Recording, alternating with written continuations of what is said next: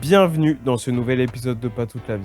Alors mes amis le savent, je suis très fan de ce journal. Donc je tiens à remercier Daniel de m'avoir donné l'idée de cet épisode.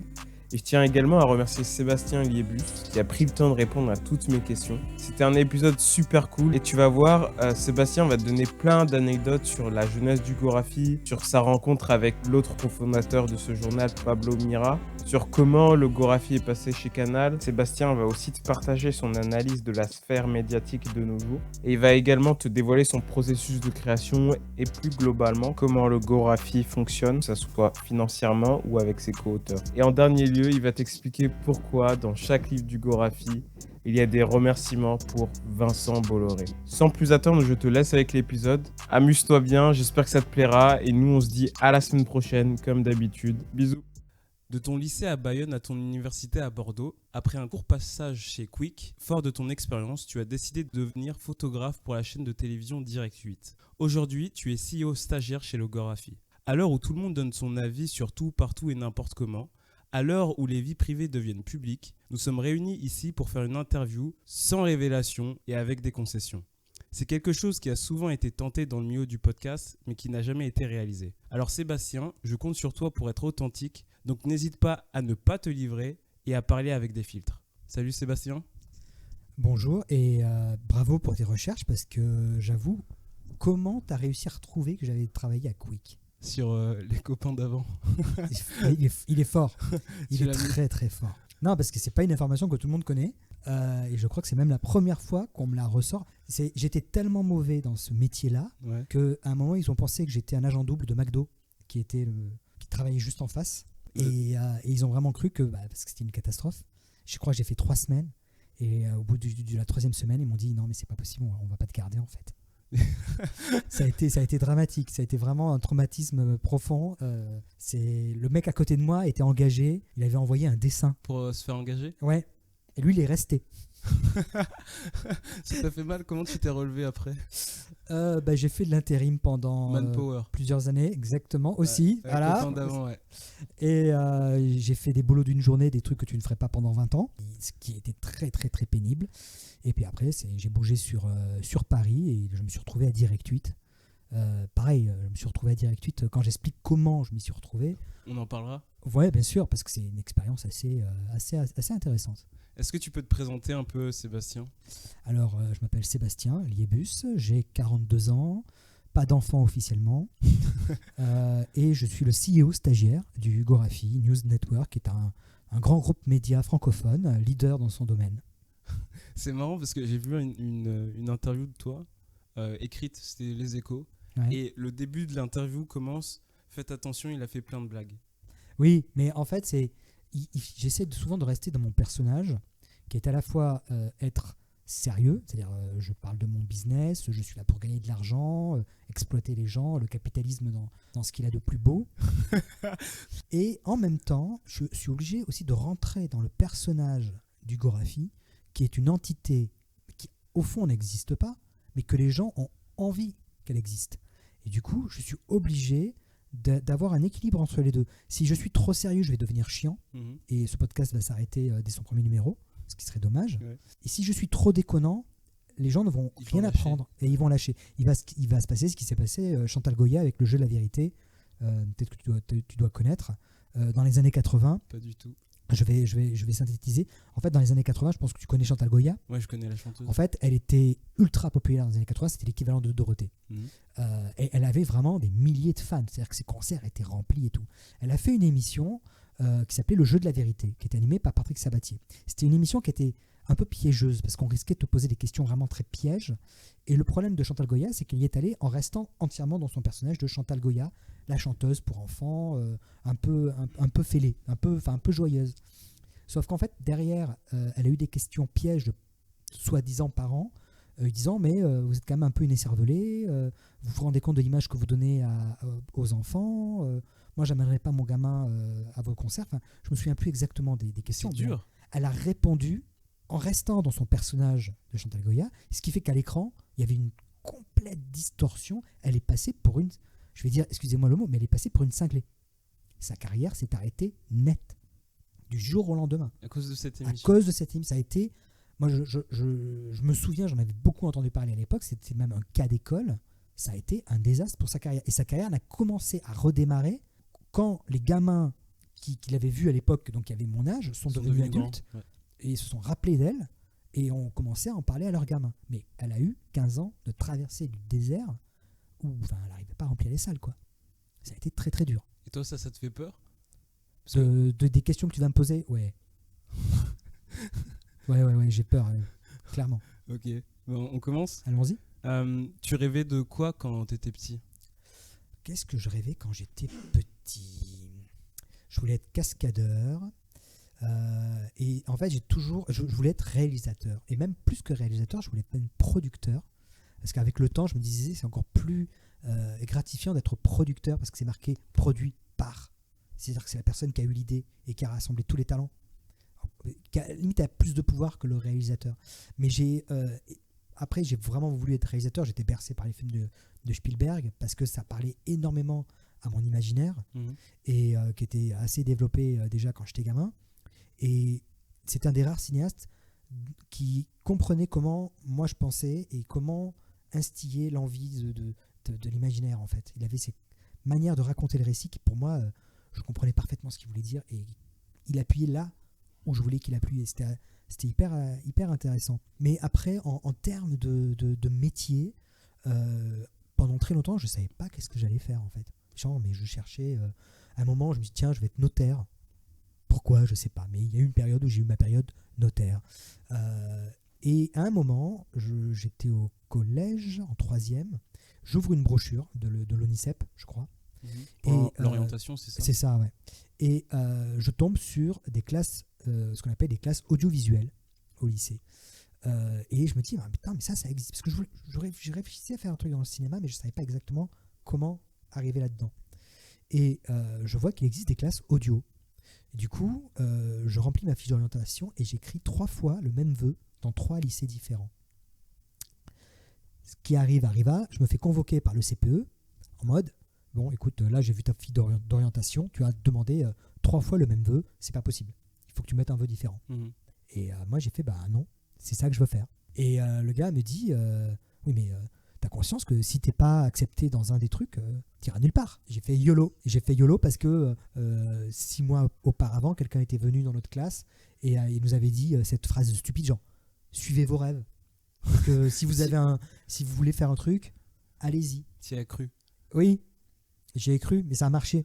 C'est-à-dire que mon vœu classe audio a été accepté. Je me suis retrouvé à Bayonne, du coup. À l'université? Non, d'abord au lycée. Au lycée, ouais. D'abord au lycée. Mais c'est ce que je voulais faire. Et j'ai pas lâché prise. Et je me souviens de ce CPE qui m'a dit, oui, mais il faut que tu changes ton vœu, il faut que tu mettes autre chose. Moi, je me souviens, je me suis fait passer un savon. Hein, c'était violent. Hein, et j'ai dit non, c'est ça que je veux faire. Et j'ai tenu bon. Et mon vœu a été accepté. On lui fait des bisous à ce CPE? Non. Surtout pas. Non, mais c'est souvent, tu vois, il y a toujours cette phrase un peu stupide, en mode statut de Facebook, un peu en mode, ouais, suivez vos rêves, ne renoncez à rien, et si vous avez un truc, allez-y. Et j'ai envie de dire, mais c'est vrai, ça marche. Après, ça aurait pu ne pas marcher, mais le fait est que ça a marché. Donc, voilà, c'est quand tu veux faire un truc, il faut y aller à fond, il faut pas juste y aller à moitié, parce que j'aurais mis un autre vœu différent. T'aurais peut-être pas fait ce que t'as fait. Exactement. Et du coup, t'as fait une classe audiovisuelle? J'ai fait aux classes audiovisuelles, donc lycée de seconde jusqu'en terminale. Et à partir de la terminale, après, je suis allé en fac art du spectacle à Bordeaux. Parce qu'à l'époque, en fait, j'avais pas les moyens d'écrire une grande école de cinéma. J'aurais adoré, mais ça coûtait cher. Ça coûtait cher. Du coup, je me suis retrouvé en art du spectacle et j'étais pas le seul parce qu'on était un sacré troupeau à ne pas pouvoir aller en école de cinéma. On s'est mis en art du spectacle parce qu'on pensait que ça allait être comme une école de cinéma. Ça se rapprochait, quoi. Méga surprise, pas du tout. En fait, on a surtout mangé de l'histoire du cinéma, du droit du spectacle et de l'histoire du théâtre.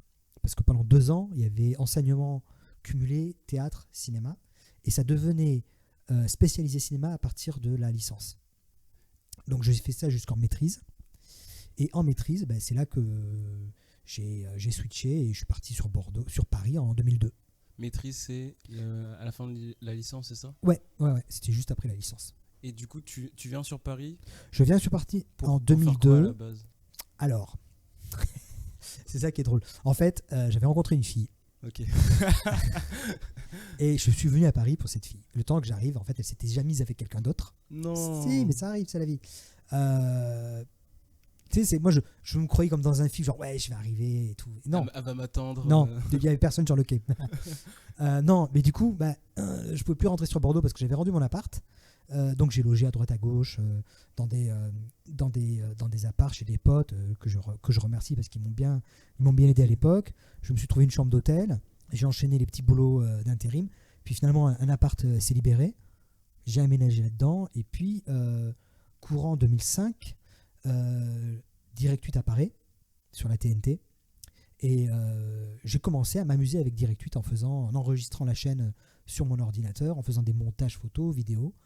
Eux, ils ont vu ça parce que je participais à un forum internet. Ils ont vu ça, ils me font « Ah, mais tu fais ça vachement bien, viens faire ça chez nous. » Donc Vincent Bolloré m'a demandé de venir faire le con sur sa chaîne. Mais t'y arrives. Enfin, attends, juste avant. Je sais, les choses vont très vite, je sais, mais c'est ce qui s'est passé. Quand j'essaie d'expliquer les choses aux gens, mais attends comment t'es passé de ça à ça, je comprends pas. Non, Mais qu'est-ce que tes parents ils disent déjà quand tu vas sur Paris? Qu'est-ce que tu leur dis, toi? Moi, je leur dis, de toute façon... C'est pour une fille? Non, mais après, au-delà de ça, il y avait le fait que moi, sur Bordeaux, en termes d'un point de vue juste professionnel, il n'y avait pas grand-chose. Dans le domaine que je voulais faire, il n'y avait pas grand-chose. Et la plupart des gens que je connaissais bougeaient tous sur Paris. Enfin, à cette époque-là, tu veux toujours faire réalisateur, oui, producteur? Réalisateur, dessinateur, enfin, je suis un peu photographe, je touche à plein de choses, en fait. Et tous mes proches, tous mes amis, dès qu'ils ont quitté la fac, partent sur Paris parce que sur Bordeaux, il y a très peu de débouchés à cette époque-là. Bon, aujourd'hui, ça a quand même pas mal changé. Il y a plein de petits médias émergents qui sont développés dans l'intervalle. Mais en 2002, Bordeaux, vous avez 3 maisons de production et qui ont et leur stagiaire, leur carnet de stage, il est rempli 2 ans à l'avance en fait. Donc faut se battre pour en trouver. Et du coup, moi je me dis je vais aller sur Paris. Puis je commence un peu à connaître du monde sur Paris, mine de rien, via les forums internet. Donc j'ai un petit groupe d'amis que je connais. Je me dis Bordeaux, j'ai plus grand chose à y faire en fait. Donc pour moi le choix il est vite fait. Et bon, ainsi, parallèlement il y a cette fille que j'ai rencontrée. On va dire on fait d'une pierre deux coups. Mais quand je suis arrivé sur Paris, j'avais aussi d'autres projets que j'ai lancés derrière. Enfin voilà, je ne suis pas non plus resté les bras dans les poches, les mains dans les poches devant Montparnasse en me disant zut. Et t'étais un peu geek ou pas? J'étais geek depuis le collège. J'étais geek avant que... Forum. Non, mais en fait, le mot geek et nerd, je l'étais dès le collège, avant que le mot existe. En fait, j'ai découvert ce que j'étais après. C'est-à-dire que quand j'étais au collège, j'étais celui qui lit. J'étais celui qui avait des lunettes. Ouais.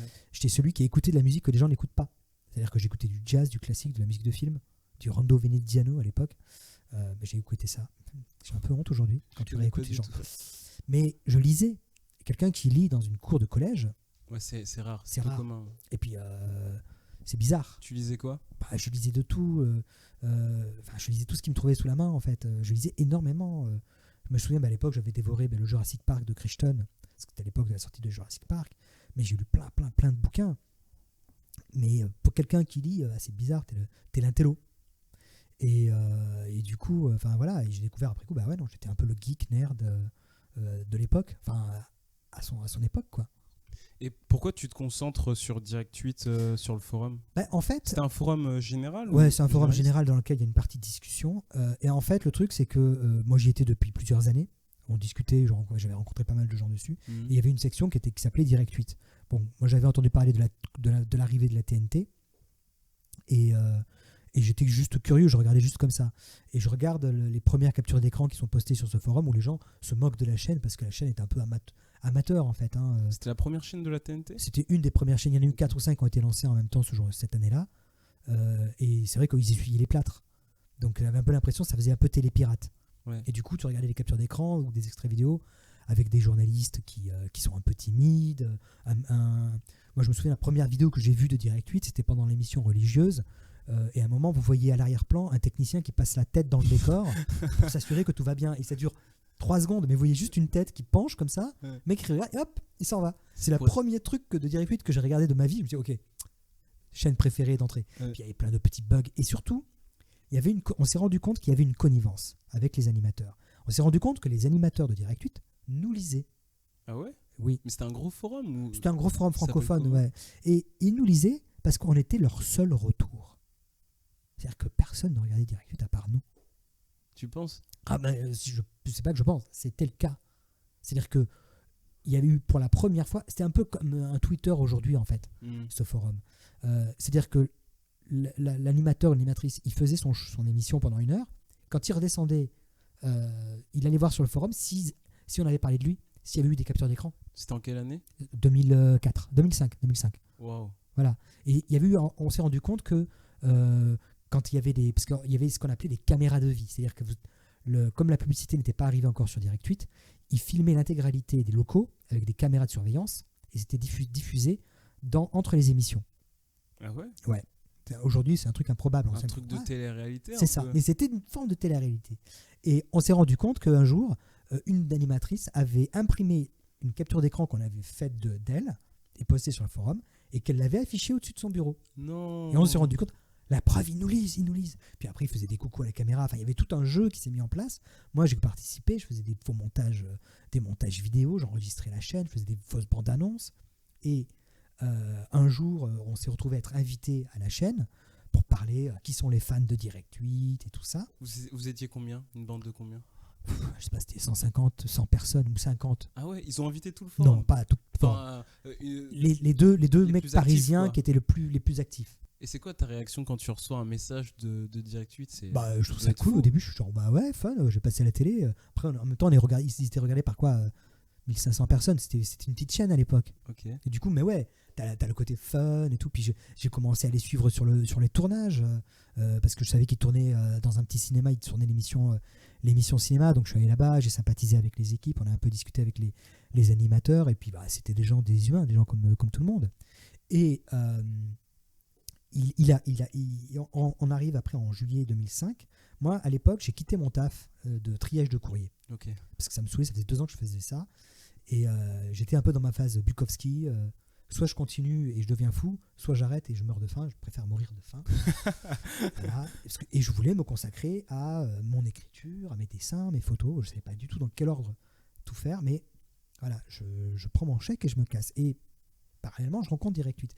Et donc je m'amuse à faire des vidéos, tout ça. Et à un moment, un des producteurs de Direct 8, début juillet, me convoque, moi, et je reçois un coup de fil en mode Seb, est-ce que tu peux passer cet après-midi à Direct 8 on a peut-être un truc à te proposer. Et il y avait moi et une autre personne du forum qui participait, mais elle ne peut pas venir parce qu'elle a son taf. Elle me dit t'as qu'à y aller. Vous étiez les deux plus actifs? Ouais, enfin c'était les deux plus actifs, mais ils nous connaissaient celui on était les plus connus, en gros. Ok, Voilà. ok. Moi j'y vais. Et là, les deux animatrices me disent écoute, là on a un problème, on a une émission qui commence demain. On a besoin de quelqu'un qui a vu la chaîne, qui connaît la chaîne, parce qu'on doit faire une espèce de zapping. Et il me dit toi, tu regardes tout le temps la chaîne, tu es tout le temps devant, donc tu sais où regarder. Est-ce que tu peux nous donner un coup de main? Et moi, dans ma tête, un coup de main, c'est genre, je vais leur donner un coup de main. Une fois? Une fois. Alors, ça va durer 1 semaine, et puis dans 1 semaine, ils vont me dire merci. Oui, 8 ans plus tard, j'étais encore là, quoi. Et ça s'est fait comme ça. Et c'est comme ça qu'ils t'ont engagé? C'est comme ça que je suis rentré. C'est le truc. Quand j'explique aux gens comment je suis rentré dans la télé, les gens me disent non, mais c'est pas possible, ça peut pas être comme ça. Si. Et c'était quoi ton travail là-bas? J'étais vidéo. Alors ils avaient trouvé un terme. C'était... Sur internet, t'as mis photographe? Ouais, j'étais photographe. Mais alors, moi j'étais vidéographiste, j'assistais le monteur pour faire les montages vidéo. J'étais pas monteur, j'étais juste assistant monteur. C'est-à-dire que moi je faisais le dérochage, je regardais la chaîne, je sélectionnais les segments. J'allais en bandothèque sélectionner les cassettes correspondantes. Qu'est-ce que c'est un bandothèque? C'est là où il y a toutes les archives vidéo de la chaîne. Ok. Parce qu'avant c'était sur cassette vidéo, donc sur bande. Aujourd'hui c'est plus sur DVD ou Blu-ray. Mais à l'époque en 2005, c'était encore sur des cassettes, des grosses cassettes épaisses. Et du coup j'allais en bandothèque, je sélectionnais les émissions, j'allais voir le monteur, hop, on faisait le montage. J'arrangeais le truc et hop, on envoie. C'était diffusé le soir dans l'émission. Donc tu étais assistant monteur? J'étais assistant monteur et un jour, et pareil, quelqu'un rentre dans le bureau parce qu'on était un grand open space. Alors je me souviendrai toujours. On était en été 2005 et j'arrivais tous les matins très très tôt dans l'open space. Et l'open space, j'arrive, il n'y a personne, c'est désert. Je m'installe à travailler et tout. Et là, il y a quelqu'un qui rentre dans l'open space et c'est Philippe Labro. Je ne sais pas si tu vois qui c'est. Je sais pas du tout. Un grand journaliste de radio et qui travaille encore sur CNews aujourd'hui, enfin sur C8. Et il a longtemps travaillé sur RTL et tout. Et c'était un peu l'homme de main de Vincent Bolloré. Et je me souviens toujours, il rentre derrière moi, il regarde l'open space, les mains sur les hanches, il fait « Mais il n'y a personne ici, c'est pas possible !» Il fait demi-tour. Et moi, j'étais tout seul, je fais genre « Désolé, bah ouais, il n'y a que moi. » Et c'était très très drôle. Genre, il s'attendait à voir plein de monde. Mais il était 9h, non, il n'y avait personne. Et les autres, ils étaient pas encore Bon, ils sont arrivés au fur et à mesure de la journée, mais j'étais tout seul dans l'open space. Et il dit « Mais où est-ce qu'ils sont tous ?» Je sais plus qu'est-ce qu'il a dit, mais il a regardé, il n'y avait vraiment personne. Moi, j'étais tout seul. Toi, t'aimais ce travail? Ouais, après c'était des contraintes de travail qui étaient très très dures, très lourdes, parce qu'on n'avait pas au début l'impression de travailler à la télé. Tellement on était coupé du monde et qu'on avait l'impression de faire une télé pirate. On n'avait pas les contraintes publicitaires d'une grosse chaîne de télé. Les seuls retours qu'on avait, c'était le forum. Parfois on regardait les audiences, parce on pouvait voir les audiences sur Free à une époque. Et on voyait des mini-pics, c'était ridicule, quoi. C'était tout petit. Mais ouais, donc j'ai fait vidéographiste. Après, je me suis retrouvé photographe. Parce que déjà fait de la photo? Ouais, je faisais un peu de photo, mais c'était plus en mode une passion, mais j'avais pas eu de formation technique. Et la formation technique, je l'ai eu avec Direct8 en fait. Parce que j'ai travaillé avec un vrai photographe qui m'a appris. T'as appris sur le tas, quoi. T'as appris sur le tas. J'ai appris sur le tas, complètement. Et je suis devenu photographe de la chaîne. C'est-à-dire toutes les photos des émissions qui allaient dans les télé 7 jours, dans les télé Z. J'ai été photographe pour les 2 journaux gratuits qui étaient Direct Matin et Direct Soir. J'ai été la voix off pour une émission jeunesse. Ah ouais? Oui, parce qu'à un moment, ils voulaient un méchant dans l'émission. Il y avait Tui qui était le pigeon un peu mutant qui faisait haut de 2 mètres, qui était la coqueluche des émissions de l'émission jeunesse. Et ils ont eu l'idée de rajouter un méchant. Parce qu'il y a toujours un gentil et un méchant. Du coup, c'est moi qui ai fait la voix du méchant. Parlez comme ça. Bonjour les enfants. T'étais content ou? Ouais, c'était cool. Je trouvais ça génial. Et j'étais payé pareil. C'était une petite chaîne de télé. On pouvait pas gagner non plus trop. Donc, mais c'était cool. C'était génial. Enfin, moi, j'ai des souvenirs. On était épuisés, mais on s'amusait. T'as toujours des copains de... Genre, on est resté en contact. Et surtout, moi, je suis parti en 2012 quand Canal+ a racheté la boîte. Ah, avant, ça appartenait à qui? C'était Vincent Bolloré. Tout seul? Ouais. Mais Canal+, ça appartient à... Ah ben, Vincent Bolloré aujourd'hui. Oui, et c'est ça qui est génial, c'est que le mec a réussi à vendre Direct8 à Canal et derrière il a racheté Canal. C'est un peu, tu vas vendre ta voiture à Vincent Bolloré et puis 3 jours après tu vas apprendre qu'en fait il possède le garage où tu vas amener ta voiture pour faire les vidanges. Et là tu fais genre, what? Qu'est-ce que c'est quoi? Pourquoi? Je comprends pas. Voilà, c'est ça. Et tu l'as vu Vincent? Oh mais là, Vincent, il y a une anecdote que je raconte souvent. Vincent Bolloré, il tutoie tout le monde. Il a ce truc-là, ce tutoiement de oui, bonjour, formidable, j'adore les podcasts, j'adore ce que tu fais, c'est formidable. Ce petit-là, il est génial. On l'a engagé, il est venu faire les podcasts chez nous, il est formidable. Tu es génial, je veux vraiment te le dire. Il parle comme ça, tu vois, il est franc, ce mec-là, il rayonne. C'est sincère, tu vois. Je sais pas si c'est sincère, mais il a cette manière de faire croire que c'est sincère. Et il le fait bien. On peut pas lui enlever ça. Et il te tutoie d'entrée, tout ça. Et moi, je me souviens, là, quand il m'a fait ça, je le vous voyais. Je fais bonjour patron, bonjour Vincent, vous allez bien? Il fait non mais c'est bon, tu peux me tutoyer. Et là je lui fais non, moi ma mère m'a toujours dit tu vous voiras ton patron. Vous êtes mon patron, je vous vois. T'as pas voulu accepter? Non, parce qu'on n'est pas du même monde. C'est tout. Et j'aimais pas ce faux tutoiement. Parce qu'il est pour moi, je savais qu'il est pas sincère. C'est un petit côté, on vit tous dans la même entreprise, mais on n'est pas du même monde. Et pour moi, pour moi, le vouvoiement est un aspect respect aussi pour lui. Ouais.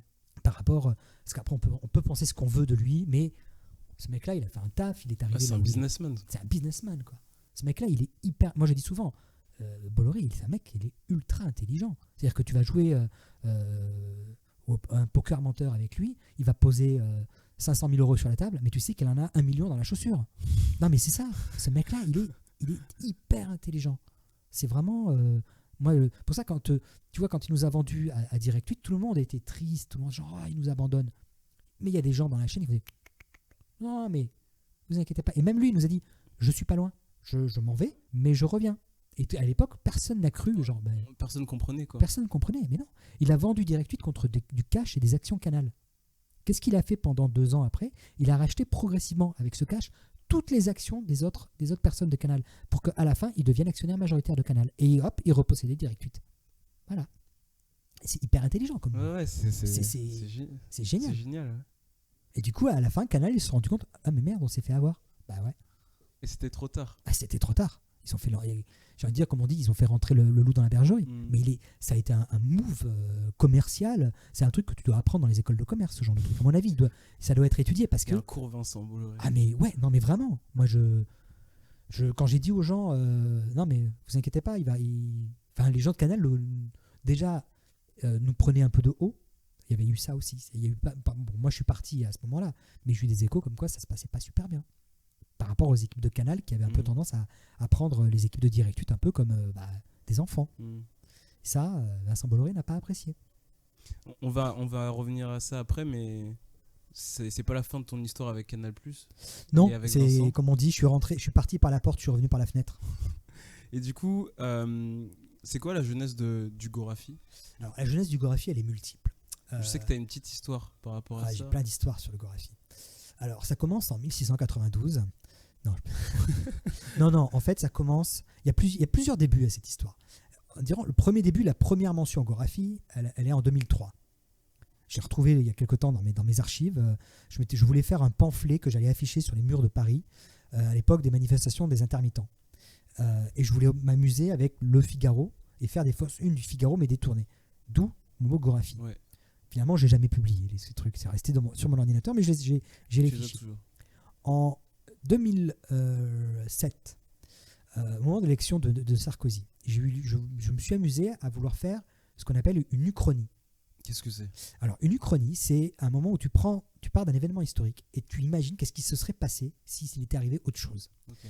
Une des plus vieilles uchronies, c'est par rapport à un auteur romain qui aurait imaginé si Alexandre le Grand n'était pas mort. Qu'est-ce qui se serait passé? Et du coup, moi, je me suis imaginé à faire j'ai ouvert un blog qui s'appelait Gorafi machin, et j'imaginais que c'était Ségolène Royal qui avait remporté l'élection, et au travers des news publiées au fur et à mesure qu'on avançait dans le septennat, de voir qu'est-ce qui se serait passé. Est-ce qu'il y aurait eu vraiment beaucoup de différences? Mais du coup, à la base, c'était que sur Ségolène Royal et... En fait, c'est plus une vision de l'actu globale. C'est-à-dire qu'en gros, par exemple, tu vois, Sarkozy, il est allé se reposer sur un yacht juste après son élection, yacht de Vincent. Toujours lui, tu vois. Et du coup, moi, je me dis, qu'est-ce qui serait passé, par exemple? Est-ce que Ségolène Royal aurait eu la même chose? Et du coup, j'imaginais Ségolène Royal qui va se reposer sur un yacht, mais d'un millionnaire de gauche. Tu vois. Je pense Mais ce que je veux dire, c'était toujours la même ligne directrice, ouais. Oui, enfin, c'était d'imaginer qu'est-ce qui se serait passé, en gros. Mais sans tomber dans le côté, en fait, avec Royal, tout aurait été beaucoup mieux. Non, je regardais juste l'actualité, de voir qu'est-ce qu'on aurait pu... Par exemple, tu vois, le soir de l'élection de Sarkozy, il y a eu des affrontements à Bastille et tout. Moi, dans ce que j'écrivais, j'imaginais des affrontements à Concorde, avec les partisans de Sarkozy. Mais j'essayais de rester dans une relative réelle, crédible, comme un pendant d'un miroir, en fait. Bon, j'ai fait ça pendant 1 mois ou 2, ça m'a saoulé au bout d'un moment. C'est vrai? Ouais, c'est vrai. C'est parce que tu faisais ça en même temps que ton taf, quoi. Ouais, non, mais ça me saoulait, puis j'arrivais plus à avoir d'idées, donc j'ai lâché l'affaire. Et parallèlement, en 2004, je m'étais amusé sur un forum, toujours le même d'ailleurs. C'était à l'époque de l'affaire Guémard. Et tu avais le canard en... Alors, l'affaire Guémard, pour les plus jeunes d'entre nous, c'était un ministre de l'industrie du gouvernement Raffarin qui avait été pris la main dans le sac en train d'avoir un appartement social pas très cher. Voilà. Et l'affaire a été révélée par le canard, il a dû démissionner, enfin ça fait un petit scandale. Moi à l'époque, je me suis amusé à faire un vrai faux article du canard disant que, en fait, en plus c'était une famille nombreuse, donc il y avait, je crois qu'ils étaient 5, 7 ou 8, je crois, un truc comme ça, et je racontais qu'en gros, ils avaient tous chopé la gastro, et que leur utilisation massive de papier toilette avait influé sur le prix global du papier toilette en France. En fait, tu as toujours été dans la parodie de c'est journal... ça, complètement, mais oui. Et je fais cet article-là en disant « Ah, regardez, je viens de voir un truc dans le Canard enchaîné ». Je fais une fausse citation sur le forum.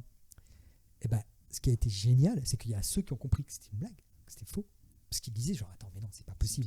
C'est bizarre, quoi, il peut pas.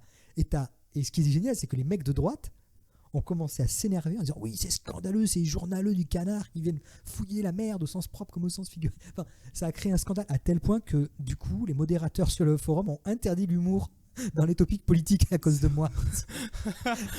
T'as plus le droit de faire des blagues. Oh non. T'as plus le droit de troller et tout. Mais du coup, c'est là que je me suis dit mais waouh, ça. C'est fou la puissance que ça a. Voilà, la puissance des mots, ce que ça peut provoquer. Et j'ai gardé ça en tête. Et je ressassais, mais je ne savais pas quoi en faire. En 2008, je vais à New York et je prends un journal dans la rue au hasard qui s'appelle The Onion.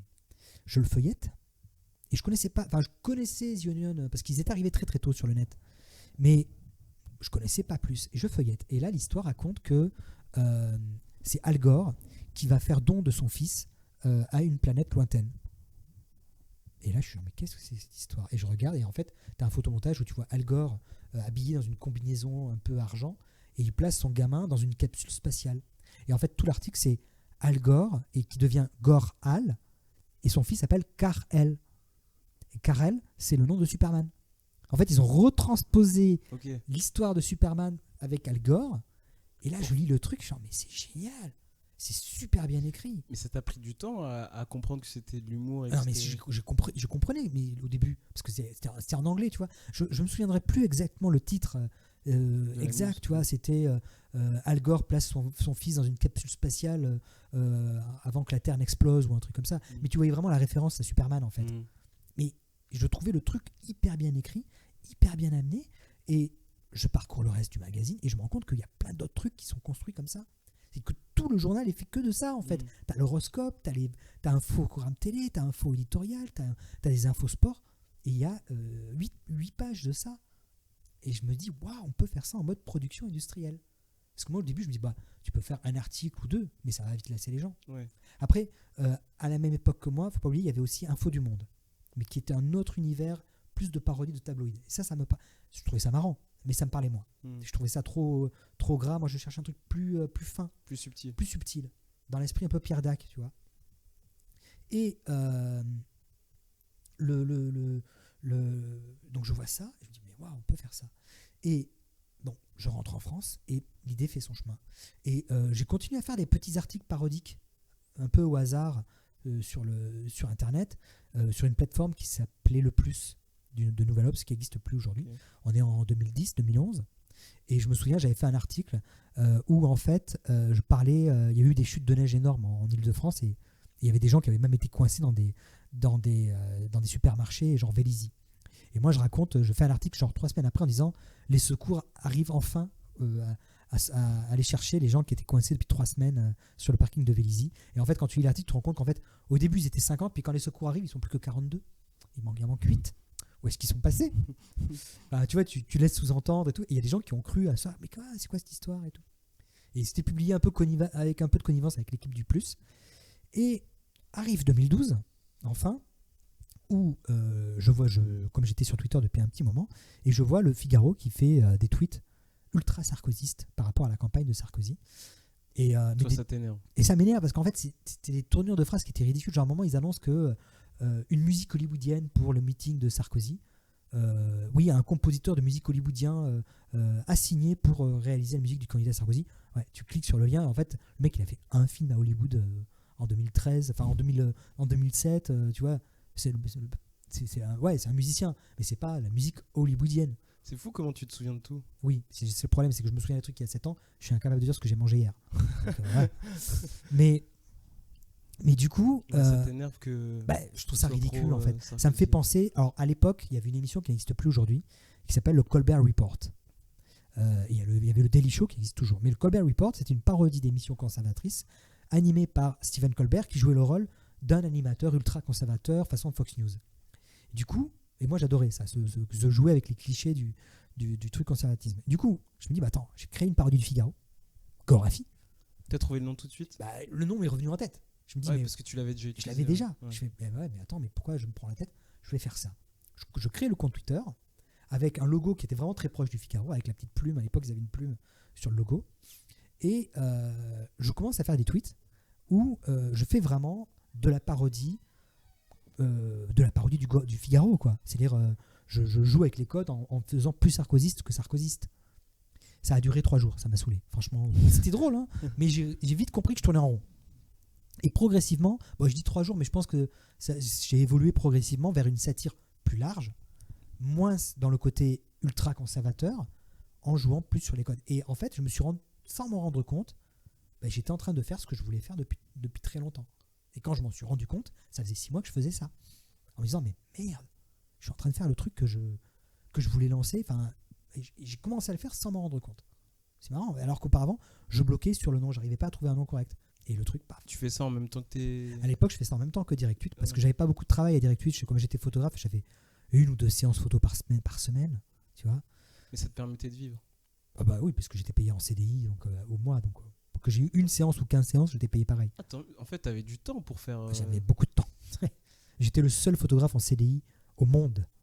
À la télévision française. Ça n'existait pas. Quand j'expliquais mon cas, mon statut avec d'autres photographes, ils me regardaient avec des yeux comme ça. Genre, mais non, mais c'est pas possible. C'est pas possible. C'est exactement. Si. Mais en fait, c'est la particularité aussi de DirectTweet, c'est que Vincent Bolloré au début a engagé toutes les équipes, des animateurs aux techniciens en CDI. Ça se faisait pas avant? Non, ça se fait pas surtout. Parce que quand quelqu'un part, quand quelqu'un veut partir et qu'il est en CDI, tu payes. La plupart des techniciens aujourd'hui à la télé, ils sont intermittents. Ah ouais? C'est de l'intermittence. Tous. Je savais pas. Et à l'époque, des techniciens en CDI, alors que et Vincent Bolloré nous disait, mais vous êtes là jusqu'en 2022 ou 2025, au moment où je prendrai ma retraite. Il n'arrêtait pas de nous tanner avec ça, on est une grande famille. Il a pris tout le monde en CDI. Ça a été le casse-tête à la DRH quand ils se sont rendus compte que les comptes n'étaient pas très super équilibrés. Et que Vincent a dit, bon, il faudrait faire des économies quand même. Mais en fait, c'est que, disons... on peut pas trop les virer. On peut pas. Comment on fait? Du coup, ils ont dû négocier, mais ils ont passé tous les techniciens en intermittent. Ça a été très dur, mais enfin voilà. Donc, et ouais, moi je me suis retrouvé en CDI d'entrée, quoi, en photographe, alors que j'aurais pas dû l'être, j'aurais dû être intermittent ou quelque chose comme ça. Mais bon, j'avais du temps pour faire le Gorafi. Je faisais lire les articles aux gens de mon bureau. Je disais, ouais, qu'est-ce que tu penses de ça? Ça les faisait marrer. Je disais, ah ouais, c'est pas mal et tout. Ce qui fait que quand on en reparle 8 ans plus tard, et les gens me disent, putain, quand je me rappelle que tu faisais lire ça tout seul dans le bureau, qu'est-ce que t'en penses et tout. Et que moi je dis, ouais, c'est pas mal. Aujourd'hui, jamais on aurait pu penser arriver jusque-là en fait. Moi, à aucun moment, quand je me suis lancé dans le truc à 200%, je me suis dit, ça va durer 1 an, 1 an et demi. D'ici 1 an, 1 an et demi, le soufflet sera retombé, il n'y aura plus trop d'inspiration, je retournerai à Pôle emploi. Enfin, je veux dire, ça me choquait pas, en fait. Je trouvais ça normal. Tu voulais tenter l'aventure? Ouais, je me dis, tente rien à rien. En plus, même à l'époque, pour te dire, pour rentrer plus en détail, je pensais même m'installer en Corée du Sud après le rachat de Canal. C'est-à-dire que j'allais prendre moi, j'avais négocié mon départ quand Canal nous a racheté, et je voulais prendre mon chèque, et avec ce chèque, m'installer en Corée du Sud. Parce que pourquoi? En 2011, j'avais fait un séjour en Corée du Sud, j'étais tombé amoureux du pays, j'avais commencé à apprendre le coréen. Wow. J'avais passé l'été 2012 à me balader en Corée du Sud avec mon sac à dos en mode routard, et je me disais 1er janvier 2013, je suis dans l'avion, dès que je pars de Roissy, le 2 janvier je suis à Séoul. Enfin, T'étais prêt, quoi? J'étais prêt psychologiquement, je visualisais le terminal, tu vois, je me voyais poser mon passeport sur la douane, et mentalement... Tu te voyais partir? Ah, mais j'étais parti. Mentalement, j'étais déjà parti. Et qu'est-ce qui t'a fait rester alors? J'ai créé un petit site satirique qui s'appelle Le Gorafi. Ouais. Je sais pas si tu connais. Oui, je connais. Voilà. Généralement, quand on me dit qu'est-ce que tu fais dans la vie, j'ai créé un petit site satirique qui s'appelle Le Gorafi. Peut-être que tu connais. Et les gens, bien sûr que je connais. Mais non, mais mentalement, j'étais parti. Et donc, je pars 1 mois en Corée. Et le début septembre 2012, je rentre en France et tout. Dans 4 mois, où est-ce que je serai? Je ne sais pas. Et dans ma tête, je me dis, je commence à préparer, à apprendre un peu plus le coréen et je vais commencer à vendre mes affaires et puis m'en aller, quoi. Vider mon appart. Et tout début, je crois qu'on est le 6 ou 7 septembre 2012. Je publie un premier article du coup sur le Gorafi parce que je publiais un petit peu plus quotidiennement. Ouais, avant c'était sur Twitter et après on a eu sur Twitter, après j'ai posté directement sur Facebook, après j'ai fait un blog. Là du coup je continue de faire mon blog, je le poste et l'article marche pas. Il marche pas du tout. C'est pas un super article. Je me souviens même plus ce que c'était. Si, je crois que c'était François Hollande, la poupée la poupée de cire de François Hollande au musée Grévin qui fait pleuvoir ou un truc comme ça. C'était nul. C'était pas, on peut le dire aujourd'hui, c'était nul. Et je suis dégoûté, je vois le truc marche pas. Et il y a une idée qui me traînait en tête depuis très longtemps, même quand je l'avais vu quand j'étais en Corée. Et je me dis, putain, ce que je vais faire, je ferai un live. Je m'amuserai à faire un live sur le site en mode, quelqu'un était en train de sourire dans le métro, gardez votre calme. Il a été aperçu à telle station, en ce moment il est à telle station. Et je voulais m'amuser à faire un live pendant 1 ou 2 heures où je tiendrai au courant les gens en temps réel. Attention à la personne qui a souri et tout ça. Et puis finalement, je me dis, attends, je vais faire plus ça, je vais faire un article. Ça va s'appeler, voyons voir, trop souriant dans le métro. Qu'est-ce qu'il pourrait... Ah, il pourrait finir en garde à vue. Allez. Trop souriant dans le métro, il finit en garde à vue. J'écris l'article dans la foule, en un quart d'heure. J'écris très vite. Je le publie. Comme tu as vu tout à l'heure, je t'ai montré mon truc TweetDeck. Je m'installe et là, je vois la colonne qui commence à faire ça. Vous. Plein de notifications, plein de partages. Le truc s'est mis à bugger. Je n'arrivais plus à suivre les notifs. Et là, je me suis dit, oups, je crois que j'ai cassé quelque chose. Et là, je me suis rendu compte que j'avais créé un monstre. C'est-à-dire qu'il y avait des gens qui étaient en train de dire, mais il y a vraiment quelqu'un qui a fini en garde à vue à Paris parce qu'il souriait dans le métro. Il y a des gens cru vraiment au premier degré, ça. Et moi, j'étais super content de ma connerie, tu vois. C'est un peu comme le gamin qui appuie sur une sonnette et qui part en courant. J'avais la même réaction. J'étais genre, super. Non, mais c'est ça, quoi. Et en discutant le lendemain avec un collègue de taf qui travaillait à CNews, enfin à Direct Matin, ou Direct Soir, je ne sais plus lequel des deux n'existait plus déjà à l'époque, je discute, je fais, tiens, t'as vu ce que j'ai fait hier sur mon site? Il fait, qu'est-ce que t'as fait sur ton site? J'ai fait l'article là sur le mec trop souriant qui finit en garde à vue. Il me fait, attends, c'est toi ça? Ben ouais. Non mais attends, mais là on est en train de le publier demain là dans l'édition de ce soir et j'ai vu le mec repartir en courant dans le bureau pour dire non, c'était une fake news. J'aurais fermé ma gueule, ça aurait vraiment fini dans Direct Matin. Et là ça aurait été une consécration. T'as dû être dégoûté. J'aurais dû fermer ma gueule. Mais tu le savais pas. Bah non, je pouvais pas deviner que. Et le mec fait, attends, c'est toi qui as publié? Bah ouais, c'est faux. Ça veut dire que c'est pas arrivé? Bah non. Il veut repartir en courant. Et c'est là que le truc est devenu viral. C'est le premier buzz. C'est le premier buzz, littéralement. On en a fait quelques-uns auparavant, mais pas d'équivalent. Pas équivalent. Ça a été un truc. Je pense que mon grand regret, c'est de ne pas avoir eu le. J'ai installé Analytics, enfin Google Analytics, le surlendemain. Pour suivre les vues, les visites. Voilà, je l'ai installé le surlendemain, ou 2 jours après. Ce qui fait que je ne saurais jamais le chiffre qu'on a fait ce jour-là, mais je pense qu'on a dû faire dans le million en une journée. Ce qui est incroyable. Parce que j'ai retrouvé l'équivalent de chiffres sur le mec coincé dans Fort Boyard, qu'on a fait 1 an plus tard. Fort Boyard, un candidat oublié dans sa cellule, retrouvé 7 ans plus tard. Et pareil, qui a été un carton. On a fait 1 million en une journée sur cet article. Et c'est cet article donc du mec qui sourit trop qui nous a lancé. Et 2 jours après, j'ai reçu le CV de Pablo. De Pablo Mira. On s'est mis à travailler instantanément ensemble. On a pris un café, je me souviens, dans une brasserie à Montmartre. Et en suivant, sans même s'en rendre compte, on s'est mis à faire une conférence de rédaction sur ce qu'on allait publier la semaine d'après. Naturellement. Et on s'est mis à travailler ensemble. Et à partir de là, c'est allé très très vite parce qu'on a commencé à recevoir les premières propositions d'adaptation télé dès octobre 2012. Octobre 2012, ça faisait 1 mois que le site fonctionnait à plein régime. Octobre, moi je me disais, ouais, on va avoir des propositions de la télé d'ici 2 ans. Ah, mais t'avais prévu que... J'avais pas prévu. Mais tu disais, s'il y a une collaboration... Si ça marche bien, les télés ils viendront d'ici peut-être 2 ans, une fois qu'on sera un peu connu. Tu vois, une fois que t'es un peu installé. Les mecs de comment il s'appelle, c'était 10 minutes à perdre, je crois. Ouais, je crois que je connais. Ouais, c'était un truc comme ça. Bon, les mecs ils sont pas arrivés à la télé immédiatement, quoi. Le comité de la claque, par exemple, aussi, qui faisait des petites parodies vidéo, ils sont pas arrivés à la télé instantanément. Il y a eu un temps. Il faut que tu installes ta communauté, il faut que tu commences à te faire un nom. Moi, j'étais choqué et que au bout d'1 mois, on reçoit les premières propositions télé. On a commencé à travailler, c'était avec Kappa TV qui à l'époque lançait une chaîne YouTube. On a fait des tests, ça n'a pas abouti. En novembre 2012, 2 mois après, je reçois proposition d'un des producteurs des Guignols de l'info. Waouh. qui avait créé Groland, qui s'appelait Yves Le Roland. C'est quoi ta réaction quand tu reçois ça? Je me dis, mais non, pourquoi? Mais on n'est pas digne. Le mec de Groland et des Guignols nous invite à prendre un café avec lui. Et le mec fait écoutez, alors, le Gorafi, franchement, vous me faites marrer. Il n'y a pas grand chose qui me fait marrer, mais alors vous me faites marrer. Et là, tu as le mec de Groland et Guignols qui te dit ça. Et tu es là, mais tu sais plus où te mettre, quoi. Merci.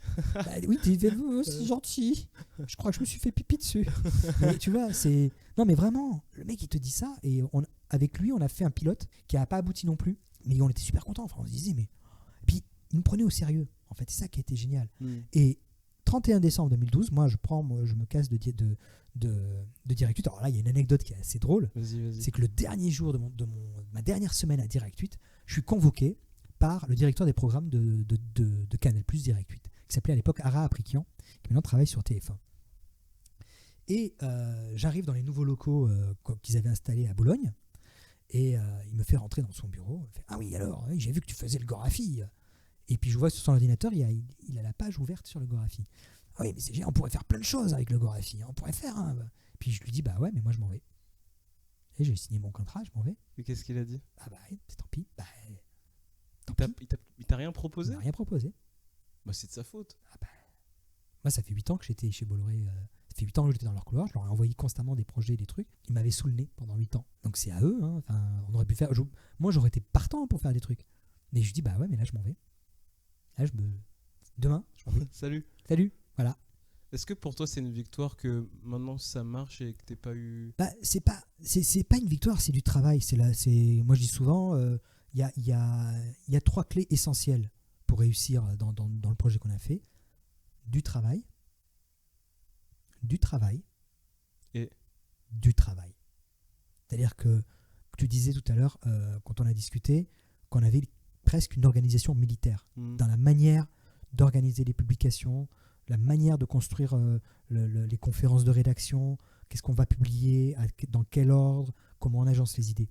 Il n'y a pas de secret.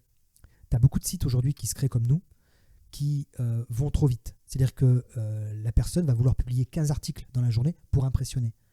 Elle va faire ça pendant une semaine. Elle va faire 70 articles, à la fin elle est carbonisée, elle n'a plus d'idées.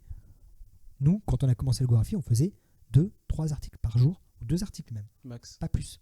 Ça ne servait à rien d'inonder, parce que, tu vas lasser ton électorat, tu vas faire 10 articles dans la journée, tu en as 1 sur 10 qui va marcher, 1 sur 10. Enfin, le reste, il va être noyé dans la masse. Les gens vont pas lire tout. Et surtout, c'est que au bout de 3 semaines, tu es carbonisé, tu n'as plus d'idées, tu es à sec. Alors du coup, tu vas trouver sur le pape a un enfant, enfin, tu vas complètement partir à l'ouest et tu vas faire de la merde. Nous, on est vraiment toujours resté sur un rythme qui était humain, qui était supportable. Moi, j'ai toujours dit une espèce de gestion d'épicier de nos idées. C'est-à-dire que si j'ai 3 bonnes idées et une idée pas terrible, je vais mettre l'idée pas terrible entre les deux. Comme ça va égaliser. Ouais. Je vais plier, par exemple, je vais faire un bon article le lundi, je vais mettre l'idée pas terrible le mardi, mais je sais que le mercredi derrière, je vais avoir une bonne idée.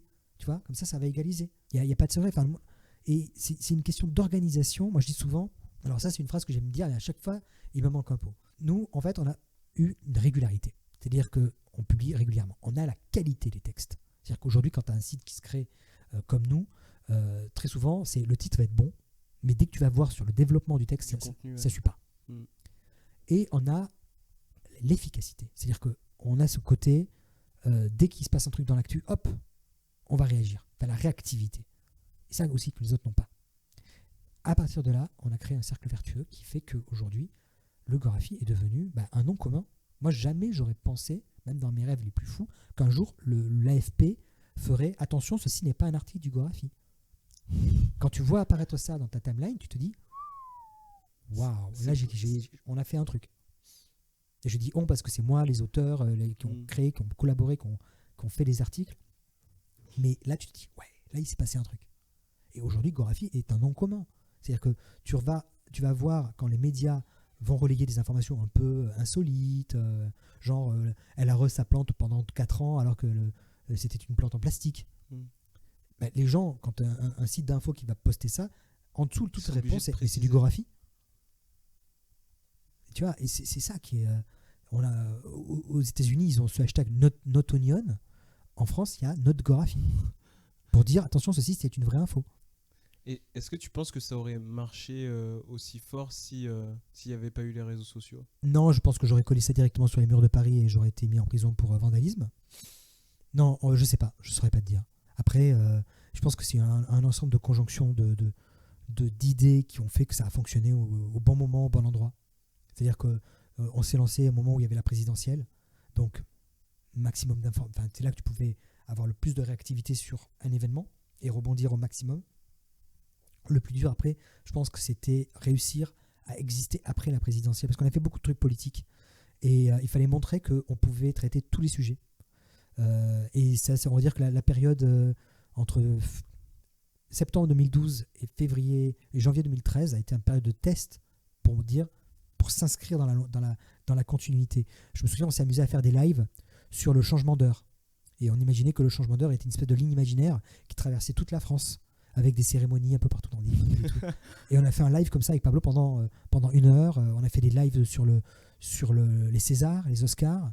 On faisait des live tweets. On le fait plus maintenant parce que c'est beaucoup de travail. Ouais, c'est long. Et puis c'est pas plus le truc en audience qui va apporter, à part quand il y a des gros matchs de foot ou des élections. Alors ça, par exemple, on a fait un live pour les premiers et second tours des présidentielles, comme un média traditionnel. On a ouvert une page sur le site et on postait les articles au fur et à mesure. Mais ça, pareil, ça se prépare vachement à l'avance. C'est-à-dire qu'on va voir avec les auteurs, on dit, ce que je dis souvent, trouver les idées. Par exemple, si Macron arrive au premier tour, quelles sont les idées? Si c'est Le Pen qui arrive au premier tour, quelles sont les idées? Si c'est Mélenchon qui arrive au premier tour, quelles sont les idées? Il faut, en fait, on prend toutes les opportunités possibles, les idées possibles, et à la fin, on trie. Et c'est un travail qui se fait vachement en amont. C'est un gros travail. C'est un gros travail, parce qu'après, tu vas délayer, tu vas dire, ok, finalement, il n'y a pas ça. Moi, souvent, je leur dis, pour travailler, pour trouver des idées, faites-vous comment on appelle ça, ce qu'on appelle des pop quiz. C'est-à-dire, tu prends un sujet, une thématique, et tu dois trouver une idée le plus vite possible. Par exemple, là, tu vois, il y a le coronavirus et tout. Emmanuel Macron vient de choper le coronavirus. Trouve une idée dessus. Comment rebondir dessus?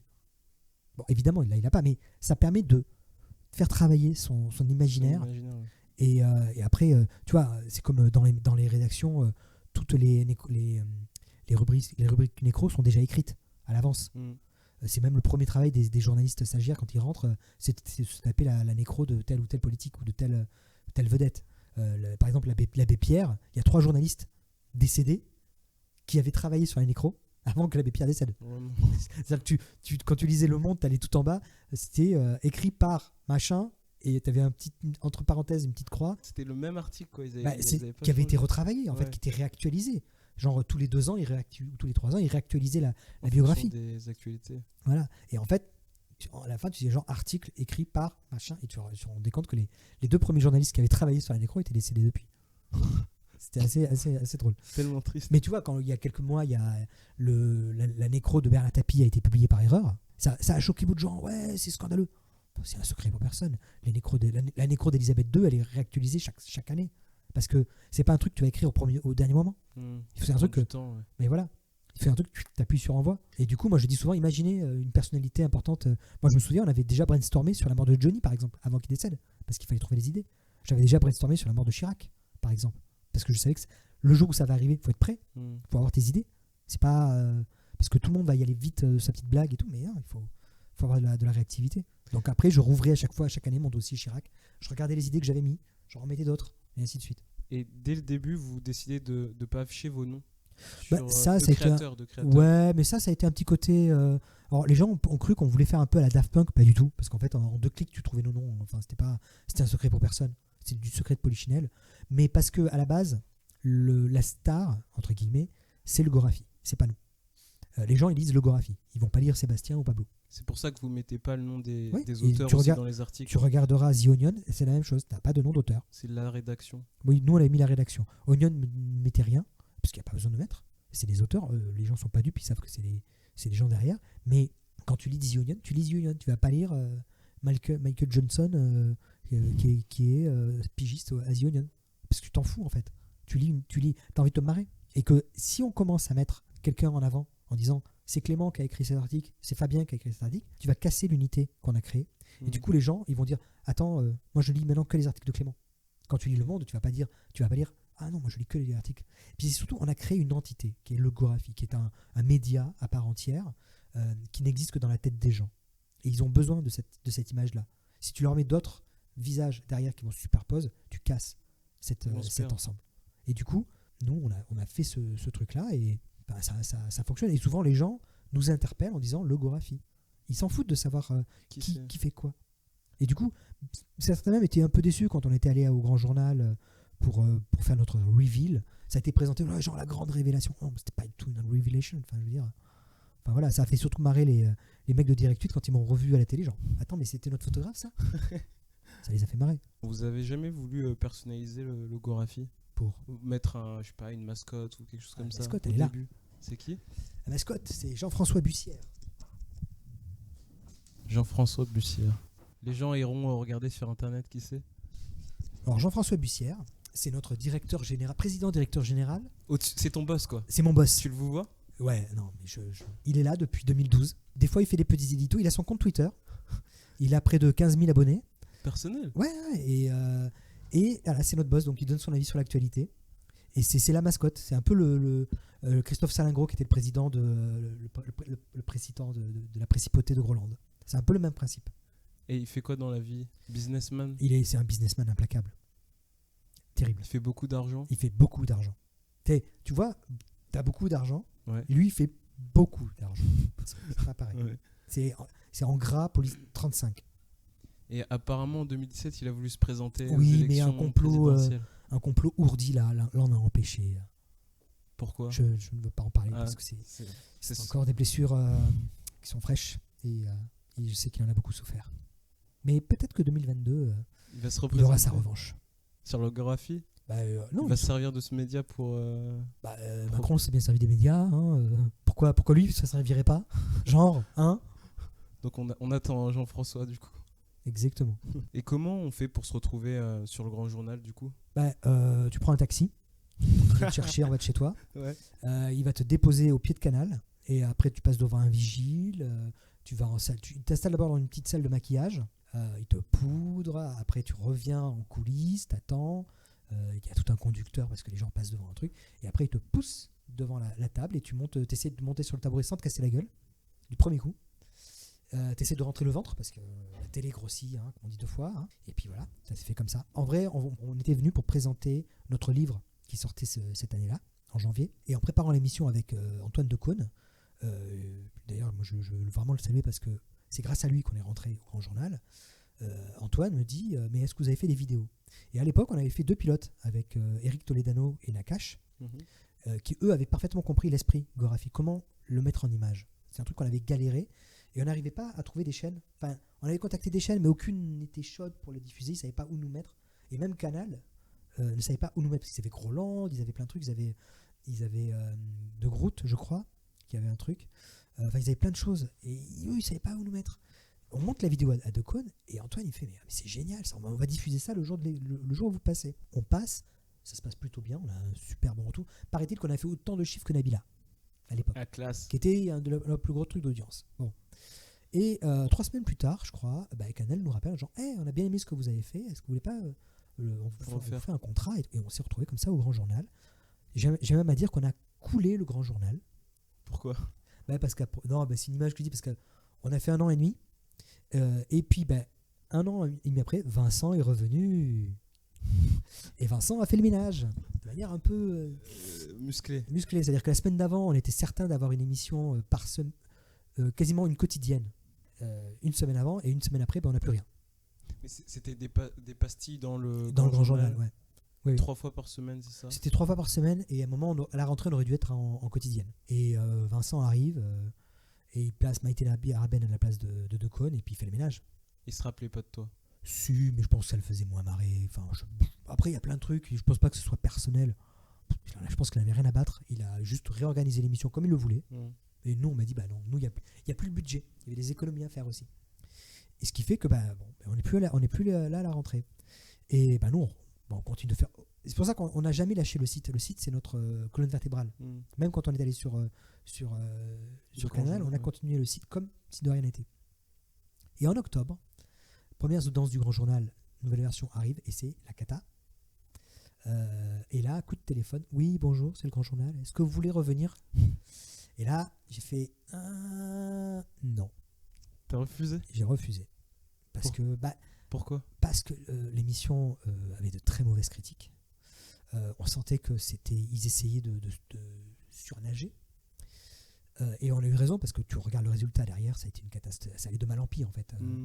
Je crois que j'ai fait mes calculs. À un moment, il a divisé l'audience du Grand Journal par 42. Comment c'est possible? C'est possible. Tu regardes l'audience de l'Info du Vrai aujourd'hui, qui arrive tout juste à faire 100 000 par soir, à l'époque, et c'est un exploit. Quand ils font 150 000, les mecs ils font la fête dans le bureau aujourd'hui. Quand ils arrivent à dépasser Gulli, c'est la fête.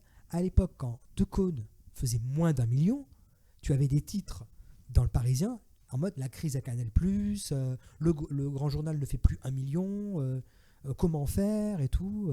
Aujourd'hui. Et moi, j'avais fait à l'époque, il y a eu même le fameux moment quand ils ont fait avec la version de Maïtena Biraben, les audiences du Grand Journal et les audiences de Gulli se sont croisées. Voilà. Il y a eu ce cas-là. Je ne sais plus si c'était avec Maïtena Biraben ou avec son successeur l'année d'après, mais c'était sur une pente descendante. Et à un moment, ils avaient divisé par 42. Et à un moment, l'émission, le soap opéra qui était diffusé sur Gulli, qui était un truc sur une petite vampire, faisait plus que le Grand Journal. Ça, c'est la honte pour eux. Et d'ailleurs, je crois qu'à un moment, même le Grand Journal est repassé devant et un mec de Gulli s'est fait virer à cause de ça. Parce qu'il s'était fait dépasser par le Grand Journal et c'était un scandale. Il y a eu des titres dans la presse, la crise à Gulli, Gulli dépassé par le Grand Journal, comment faire, enfin, voilà. Non mais voilà, du coup, nous, on n'a pas voulu y revenir parce qu'on sentait que ça allait être la cata et t'as pas envie d'être mêlé à ça en fait.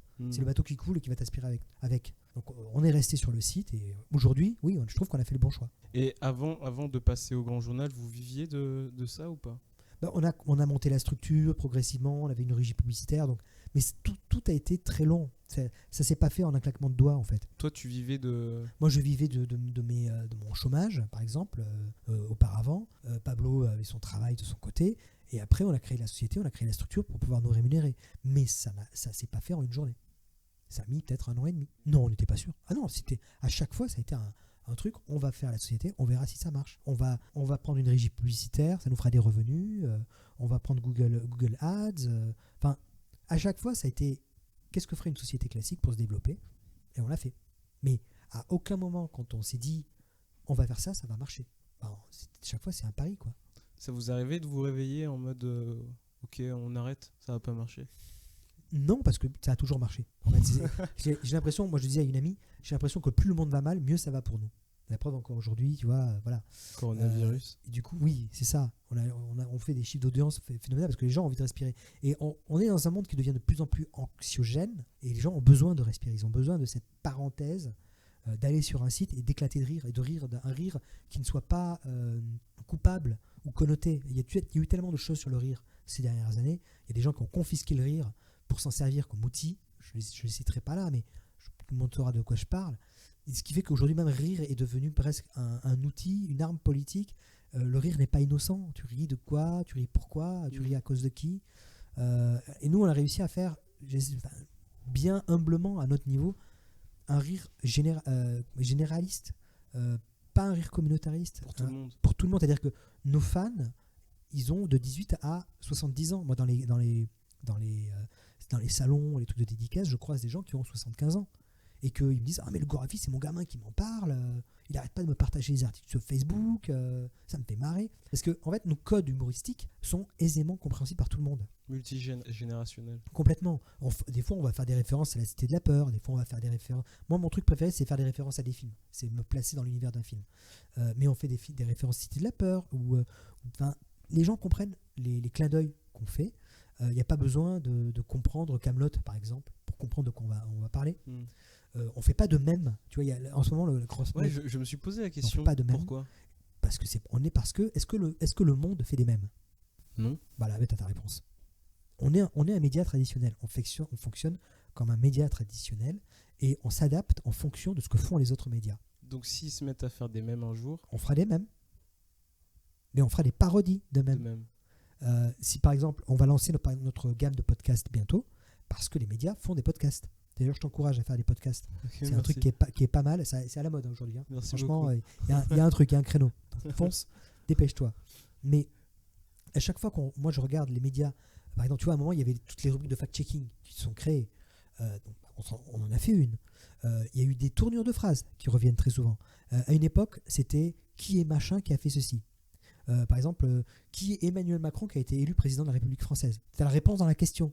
Mais alors, aujourd'hui, ils vont même plus loin.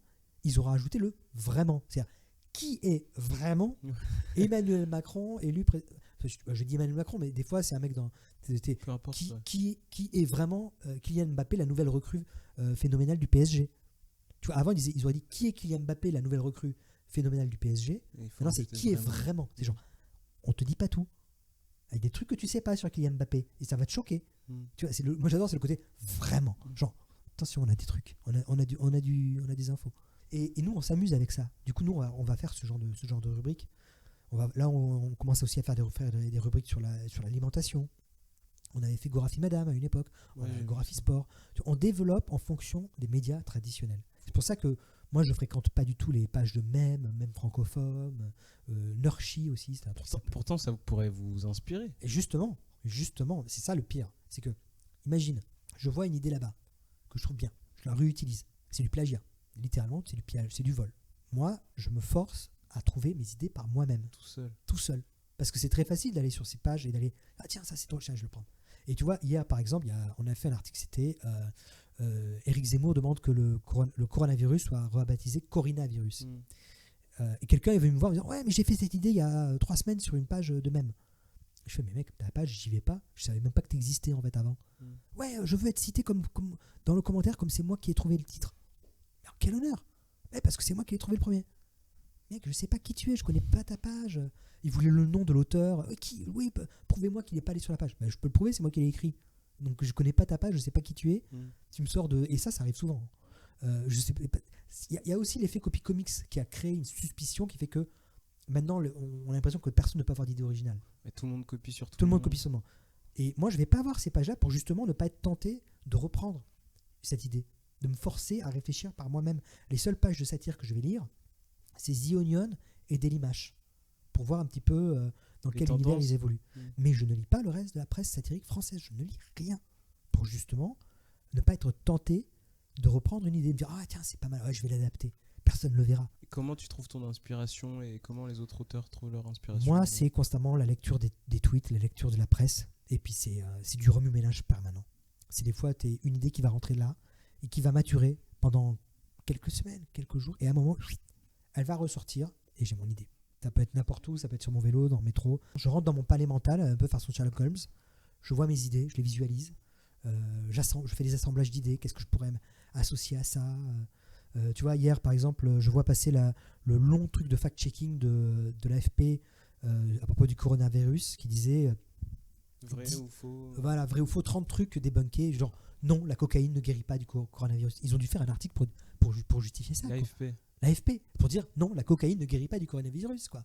On en est là, 2020, hein. Waouh! Mais ils ont été contraints de le faire parce qu'un crétin, quelque part, a fait une fake news disant mangez de la cocaïne à la cuillère et ça vous guérirait du coronavirus. Et du coup, je vois passer cette liste-là et dedans, tu avais des trucs complètement foutraques. Et dans ma tête, ça a maturé, c'est rentré. Et c'est là qu'est né l'OMS recommande de manger un bon gros kebab pour se protéger du coronavirus. J'ai eu cette idée avec ça. Et là, c'est en train de faire le buzz un peu, on a vu tout à l'heure. Et mes idées, elles vont voir ce genre de vrai article qui, moi, va allumer une espèce de lumière et mon cerveau va réfléchir et au bout d'un moment, il va me ressortir avec un truc. Tiens, si t'assembles... tu vois, en gros, c'est... Là, on a quoi? On a un article qui dit il ne faut pas prendre de cocaïne pour guérir du coronavirus. Tu reprends la même phrase. Non, ne permet pas de guérir du coronavirus. Tu remplaces cocaïne par un truc absurde, quotidien. Les choucroutes garnies, manger de la farine à la truc, et tu commences à camber. Et là, tu arrives sur kebab.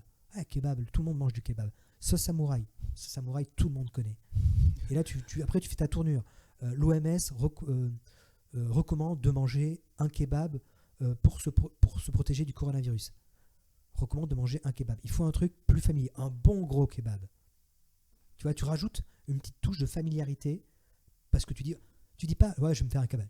Quand t'as très faim tu fais je vais me faire un bon gros kebab. T'es bien gras. Ouais. Et tu rajoutes ça, un bon gros kebab. Déjà ça crée une image mentale. Ouais, c'est ce que tu me disais tout dans à la l'heure. tête des gens. Ils visualisent ce bon bon gros kebab qui dégueule avec des frites partout, et puis de la sauce samouraï. Et là, il est là le truc. Nos titres, ils sont construits, c'est vraiment de la précision chirurgicale. Chaque mot a un sens et est placé là où il doit être. Tu changes un mot de place, ton train il déraille. Moi je compare souvent mes phrases à des trains. Tu as les wagons, tu as la locomotive. La blague, elle doit être placée impérativement à la fin de la phrase, c'est la chute. Par exemple, tu vois, contre le coronavirus. Quoique celui-là, il aurait pu fonctionner. Contre le coronavirus, l'OMS recommande de manger un bon gros kebab. Tu vois, ça fonctionne aussi. Mais si tu fais pour lutter contre le coronavirus, l'OMS propose de manger un bon gros kebab chaque midi. Tu vois, tu finis sur chaque midi. Ça claque moins. Ça claque moins. Tu vois, il y a un truc qui fait que ouais, ça retombe pas. Il faut qu'il y ait un truc qui porte le titre. Juste avant, on revient un peu à l'époque Canal+. C'était quoi le bilan de Canal+? Bon, Qu'est-ce que tu as appris? Parce que au final, vous n'aviez pas l'habitude de passer à la télé, de gérer tout ça. On a appris, c'est une question de gestion des tâches, d'organisation, de rendre un texte dans les temps, d'un travail graphique, parce qu'il y avait pas mal de travail sur les palettes graphiques, sur les vidéos et tout. On avait une émission le mardi, une émission le jeudi, non, lundi, mercredi, vendredi. Donc il fallait qu'on s'organise en fonction de ça, et c'était une espèce de... C'était un protocole, quoi. Il fallait suivre. Marathon, ouais. Voilà. Donc c'était ça, c'était très fatigant, mais en même temps c'était super rémunérateur. On a pu avoir nos bureaux, on a pu vraiment s'organiser, tu vois. Donc c'était cool, et en même temps c'était trippant parce que tu avais le stress du direct et tout ça, comment ça va se passer. Moi je me souviens quand on a fait la première émission, je voyais les commentaires des gens sur le site, ils disaient ah ouais, le Gorafi, vous êtes vendu à Canal. Et dans ma tête, je me dis, putain, qu'est-ce qu'on a fait? On est allé sur Canal, on aurait Tu jamais regrettais dû. déjà? J'avais peur. Bon, finalement, tu vois, on y est resté, ça s'est bien passé. Mais dans l'instant, tu n'as plus de doute. Est-ce que je ne suis pas en train de me vendre au grand capital? Tu te dis, genre, est-ce que je ne suis pas en train d'abîmer ma marque? Donc, c'est hyper intéressant, tous les sentiments un peu contradictoires que tu peux avoir en même temps. Finalement, on l'a fait, on est allé jusqu'au bout. Et je regrette presque, tu vois, de ne pas y être allé plus. C'est-à-dire qu'on n'ait pas été reconduit une deuxième année, quoi. Une quotidienne, ça aurait été fou, hein. Une quotidienne, ça aurait été fou. Ça aurait été fou. Mais bon, écoute, c'est la vie. C'est la vie, on va pas refaire... C'est Vincent. Vincent, si tu nous écoutes. Tu sais que Vincent Bolloré est systématiquement remercié dans tous les livres qu'on publie chaque année depuis 2012. À la fin, tu as la liste des remerciements, donc tu as les auteurs, les papas, maman, et Vincent Bolloré. Je sais même pas s'il le sait, mais il est cité dans tous les bouquins. Petit héritage du passé.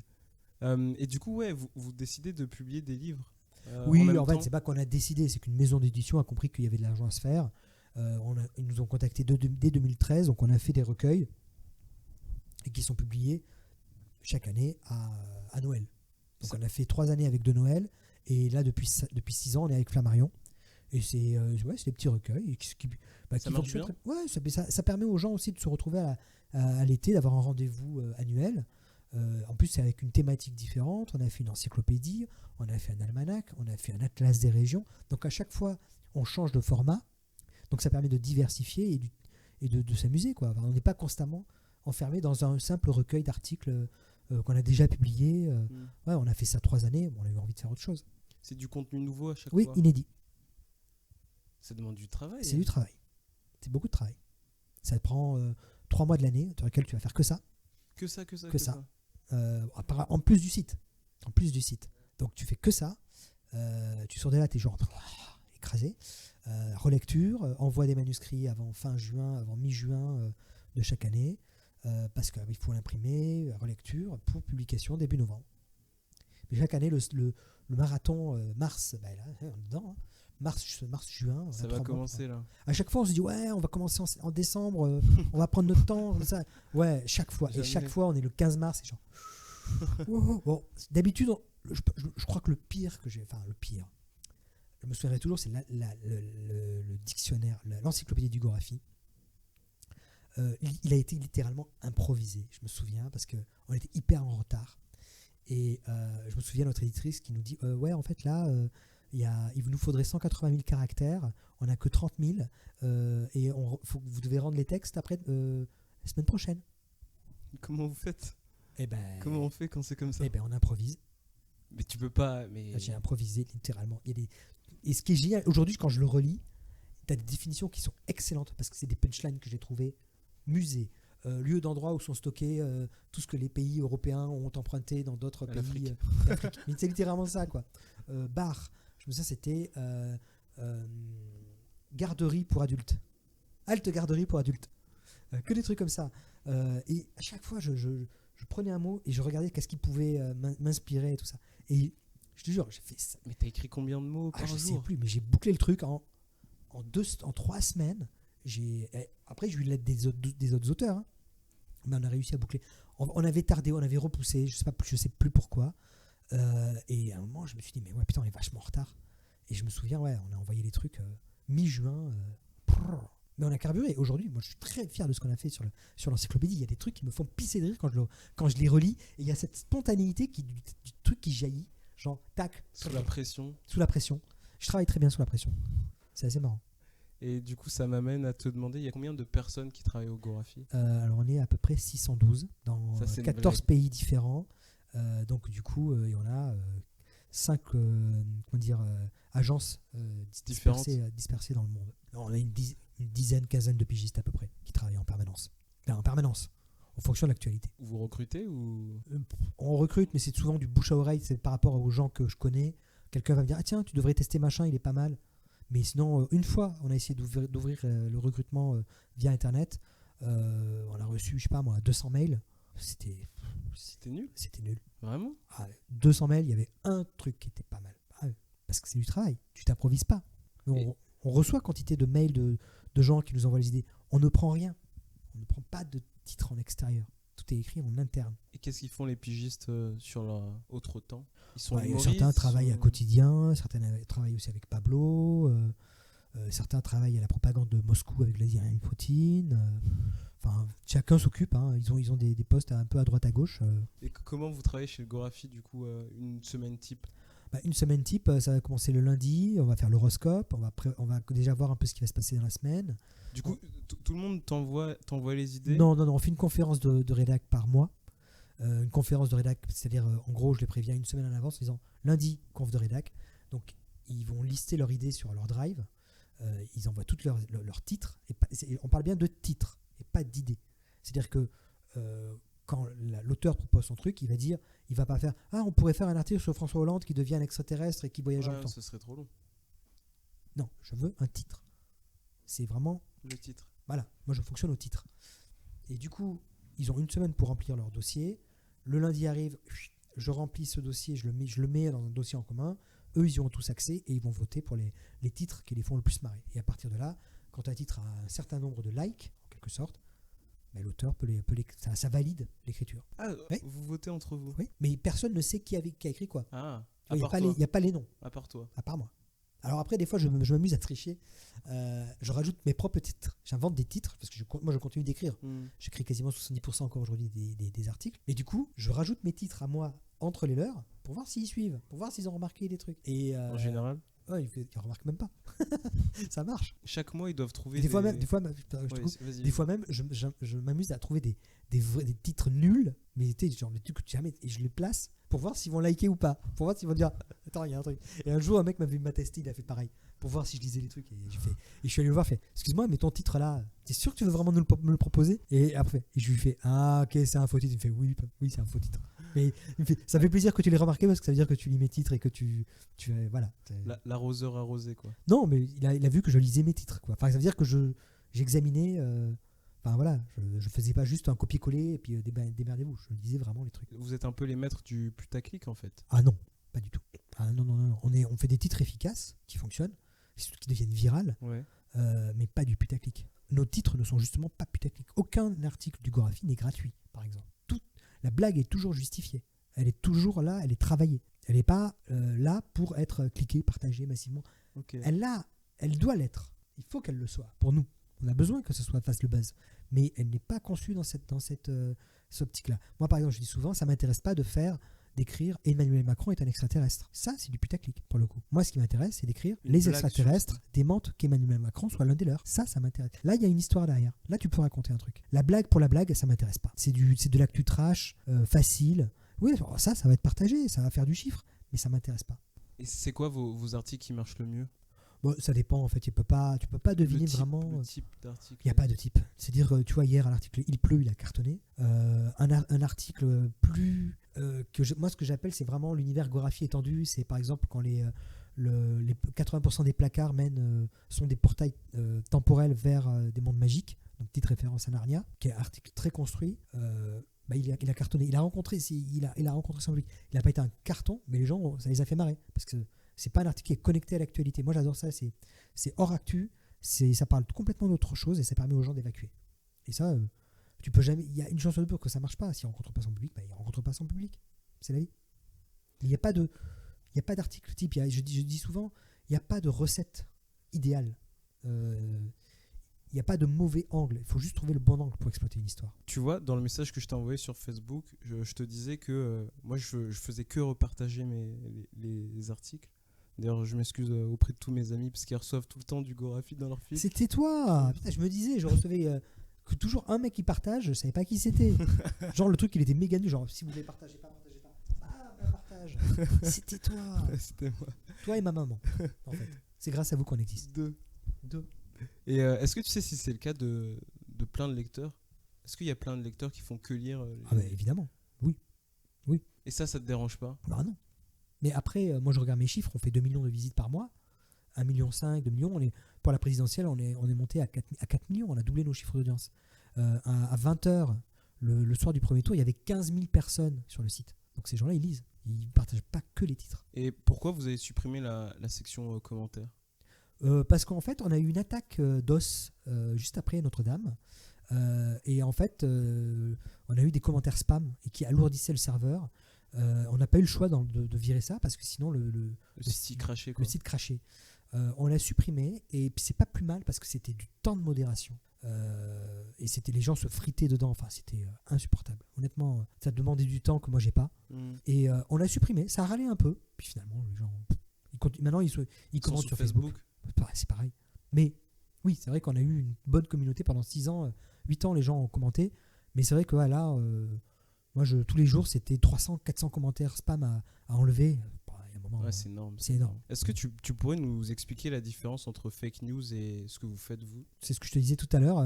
La fake news, elle est politique. La fake news, il faut voir à qui profite le crime. C'est-à-dire que la fake news, elle a vraiment un objectif de placer une idée malhonnête dans la tête de quelqu'un et te faire changer d'avis. La satire, elle est là pour te faire marrer. La fake news, ça va être, par exemple, Emmanuel Macron a des comptes cachés aux Bahamas. Ça, c'est la fake news.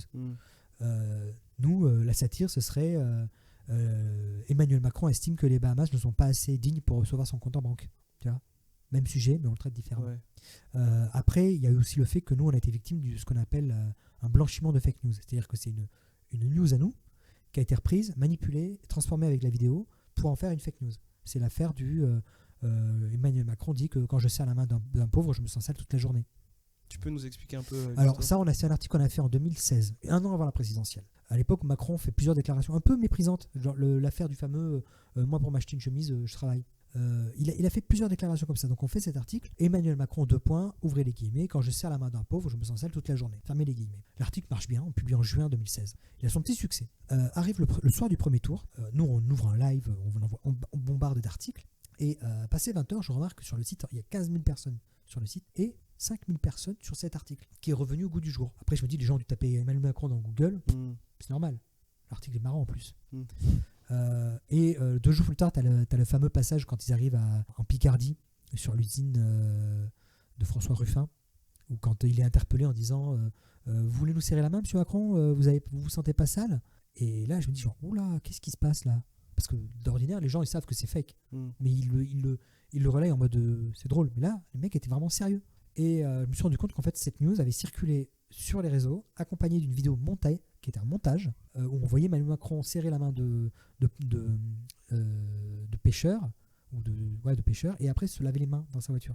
En fait, d'agriculture, je sais plus trop quoi. Mais en fait, ils avaient repris ça de 2 reportages différents, où on le voyait en mer tenir des poissons, rentrer dans la voiture et se laver la main, et d'un autre reportage où il croisait des agriculteurs et il leur serrait la main. Quelqu'un avait fait un montage des 2 séquences, du coup, tu avais l'impression qu'il serrait la main des agriculteurs, et après il remontait dans sa voiture et il se lavait les mains. Et ils avaient rajouté le logo France 3, donc comme si c'était un vrai reportage. L'article a circulé. Alors les gens m'ont dit qu'ils ont vu ça sur des sites du Rassemblement National ou des sites des Insoumis. Mais c'était calculé parce que quelqu'un l'a envoyé à une heure, à un instant T, pour vraiment faire du mal. Et c'est ce qu'on appelle du blanchiment de fake news. Tu prends une news satire, tu lui enlèves toute sa référence, Gorafi et tout, et tu la publies dans un univers qui fait que les gens vont croire que c'est vrai. Et les gens n'ont jamais su que le véritable auteur, c'était le Gorafi. Si, parce que nous, quand j'ai vu ça, je l'ai republié sur le site. Je l'ai republié sur Facebook pour dire attention, c'est nous. Et les gens, ils ont compris parce que moi, je voyais que le truc devenait un peu incontrôlable et donc je l'ai republié comme ça, genre non, c'est bon, c'est faux, je l'ai vu sur le Gorafi. Comme ça, les gens pouvaient l'identifier. Mais ça est devenu incontrôlable. C'est impressionnant. Mais c'est vraiment un truc qui a été calculé en amont parce que quand j'ai regardé les statistiques analytiques de cet article, j'ai remarqué 2 pics en février et mars avant l'élection présidentielle. Donc, quelqu'un avait déjà tenté de faire des pushs dessus, ça n'avait pas pris. Le soir du premier tour, ils ont dû faire des pushs massifs via des newsletters ou des mails ou des trucs comme ça.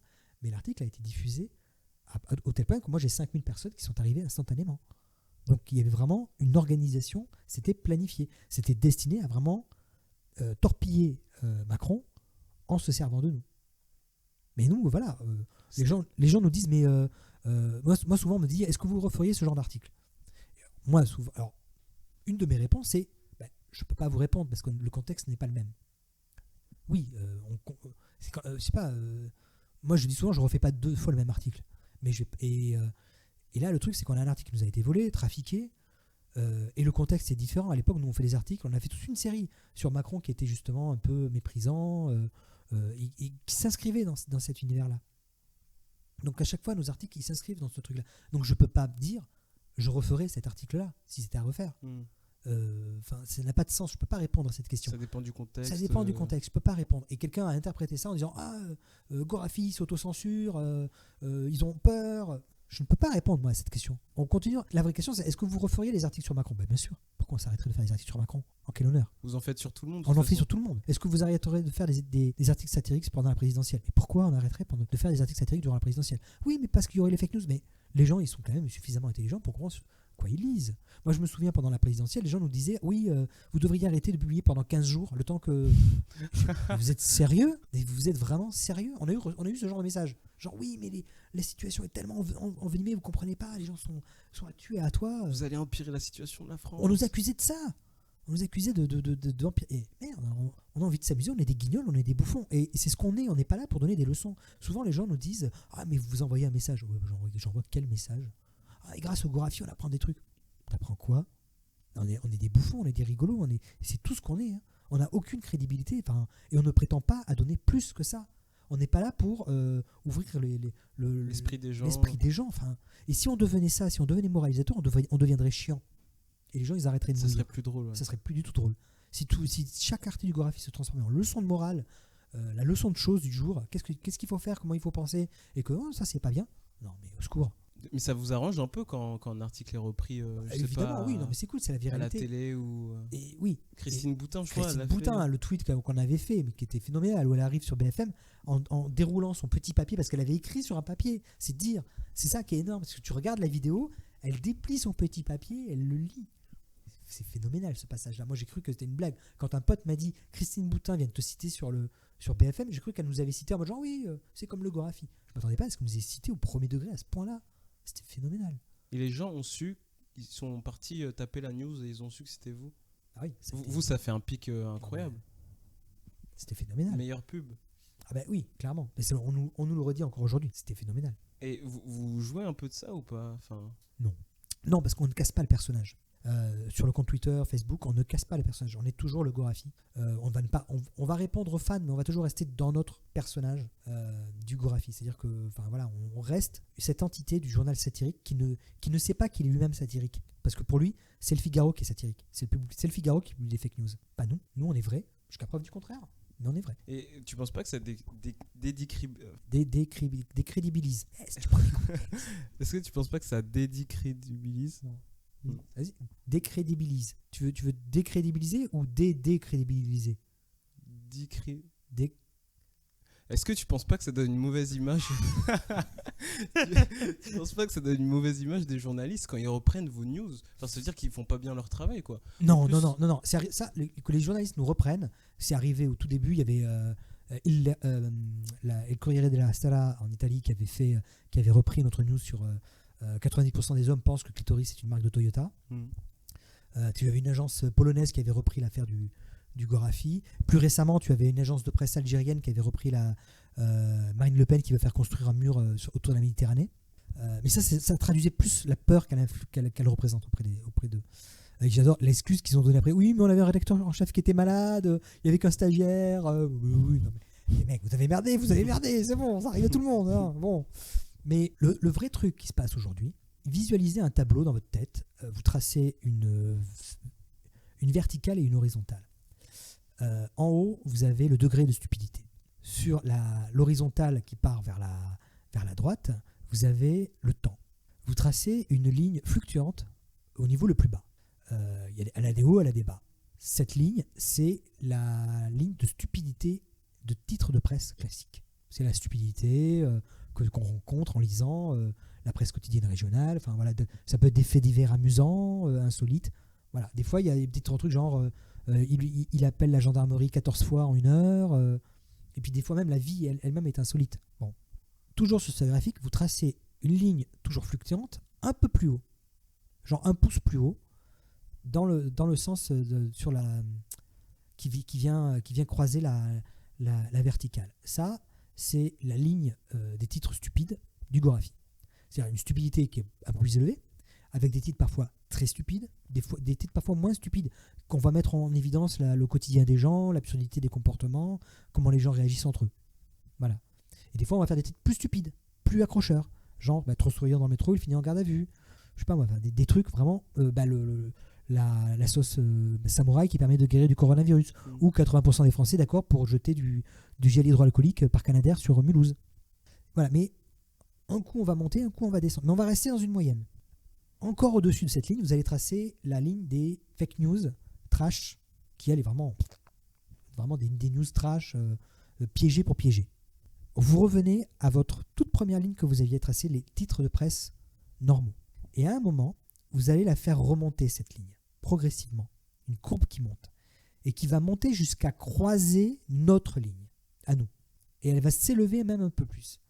Ça c'est les titres de presse depuis 2012 en France. Et ce graphique-là, ce n'est pas moi qui l'ai inventé, je le tire d'une analyste des titres de presse américains sur l'influence de The Onion aux États-Unis.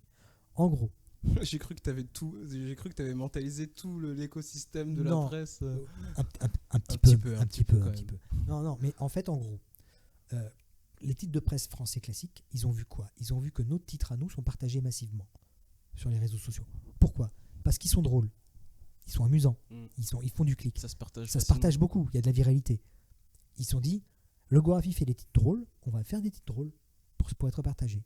À partir de là, tu as eu un shift dans la manière de construction des titres de presse français, qui, surtout chez BFM TV, CNews récemment, UFPost un peu moins aussi, dans l'objectif c'est on va trouver des infos un peu insolites et on va en faire des titres putaclic. Moi l'exemple souvent que je cite c'est BFM TV qui avait qui parlait d'un cambriolage d'un presbytère. Le cambrioleur était tombé sur un ancien curé qui était judoka. Il lui a cassé la gueule. Le curé est parti à l'hôpital. Mais dans la dépêche qu'a publié BFM TV, c'est devenu il cambriole un presbytère et tombe sur un ancien judoka. Plus la même chose. C'est plus la même chose. L'information que le mec il a fini à l'hôpital n'est plus là. On garde l'aspect insolite du presbytère, judoka, et curé. Sauf que c'est plus la même chose. Là, on est dans l'ordre de la fake news. On ment sur ce que l'information... Parce que quand tu lisais la dépêche, c'était pas si drôle que ça, quoi. Le mec, il s'est fait tabasser la gueule, il a fini à l'hôpital. Il était dans un état grave. On a gardé juste le côté, c'est marrant. Là, hier, il y a HuffPost qui poste un truc, c'était elle arrose sa fleur pendant 4 ans, et il se rend compte qu'en fait, elle était en plastique. C'est vraiment réel. Ouais, mais qu'est-ce que ça fout dans la presse, ça ? Ça a beau être réel, ça n'a pas à être dans la presse. Et je me souviens avoir lu un commentaire en réponse à ce tweet quand CNews l'a posté, quelqu'un a dit « Je me désabonne de votre compte, ça suffit ». Parce que les gens, quand ils sont abonnés à des comptes d'information, ils veulent de l'information. Tu veux pas la rubrique des trucs insolites que normalement tu aurais à la fin de la météo. Un autre exemple aussi très parlant de 20 minutes. Ils ont fait un article par exemple, c'était au moment de l'incendie de Lubrizol à Rouen. Et ils font un article qui, à la base, était un verbatim des propos du préfet qui disait « Un nuage toxique, mais pas trop, va circuler sur le nord de la France ». Textuellement, c'était ça. Ils se sont pris une volée de bois vert de tous les gens qui vivaient dans le nord de la France en disant bah alors, ça veut dire qu'on va mourir, mais pas trop. Et tout le monde se dit mais c'est quoi cette blague Ouais, vous pouvez pas faire une blague sur ça. Vous pouvez pas faire une blague comme ça. On dirait du titre du Gorafi. Vous n'êtes pas le Gorafi. Les gens étaient en colère. Ils avaient raison. Ouais, je suis d'accord. Parce que tu es journaliste, tu dis un nuage toxique ou légèrement toxique. Sauf qu'en fait, ces crétins, je m'explique, Vas-y. excusez-moi du mot, ils ont repris la terminologie exacte du préfet qui a dit exactement un nuage toxique, mais pas trop, sans le préciser, et ils l'ont mis en verbatim dans leur titre. Alors qu'ils auraient, le vrai titre aurait dit polémique autour de la toxicité du nuage qui va traverser le nord de la France. Là, tu es dans la problématique. Là, tu dis, est-ce qu'il est toxique ou pas? Et pas de faire de suite un titre genre, oui, toxique, mais pas trop. Un autre exemple plus récent, je pense que tout le monde connaît la Casa des Papel. Si. Et à Rouen, ou à Caen, je ne sais plus, il y avait un festival culturel et ils organisaient un vrai faux procès du professeur de la Casa des Papel. Un peu comme l'équivalent comme ils ont fait au Grand Rex avec le procès fictif de Dark Vador ou le procès fictif d'un personnage de fiction. Oui, il y en a plein dans ça. Donc là, il y avait le procès fictif du professeur et tout. Qu'est-ce que titre 20 minutes? C'est le professeur de la Casa des Papel sera jugé en correctionnel à Rouen. Avec une photo de l'acteur. Et les gens ont cru que le mec s'était vraiment fait arrêter à Rouen, que l'acteur et qu'il allait pas. Genre, qu'est-ce qu'il a fait? Conduite en état d'ivresse, il a renversé. Et puis tu cliques sur la tête et tu te rends compte, ah non, c'est juste un festival. Mais ils checkent pas avant de publier. Non, c'est du putaclic. Ils sont là pour que les gens cliquent, pour attirer le regard. Le vrai titre aurait dû être l'organisation ou procès fictif d'un des personnages de la Casa de Papel à Rouen. Moi, sur Twitter, avec le compte de Jean-François Bussière, je m'amuse à retitrer correctement leur titre. En disant, vrai titre, : Aujourd'hui, un titre parodique et satirique, on est obligé à faire la police, à dire aux journalistes comment ils doivent faire leur titre. Parce que le problème, moi, je base mes titres sur la presse. Si la presse se met à faire des titres n'importe comment, je fais comment? Tu vois la problématique? Puis même au-delà de toi, les gens, ils vont perdre confiance. Les gens me disent « Ah mais vous n'avez pas peur de perdre en crédibilité le Gorafi avec toute l'actualité aujourd'hui ?» Mais attendez, à quel moment on a eu de la crédibilité le Gorafi? C'est fait pour ne pas être crédible. Non, les seules personnes qui vont perdre la crédibilité, c'est les journalistes, c'est les médias, à ne faire que ce genre de titre. Quand quelque chose de grave va arriver, je sais pas, je suppose hospitalisation de Macron suite au coronavirus, les gens ils vont voir passer ça sur le compte de CNews qui juste avant a posté elle arrose sa plante pendant 4 ans en pensant que c'est une vraie plante et que c'est du plastique. Ils vont pas y croire. Ils vont pas y croire. Ils vont pas y croire. Et ça, c'est un vrai problème. Il y a un problème de responsabilisation aujourd'hui que les gens qui envoient l'information sont obnubilés par les réseaux, par le côté de faire des titres accrocheurs, catchy, et qui est du trafic. Et que du coup, ils en oublient même qu'est-ce qu'ils racontent, la vraie information.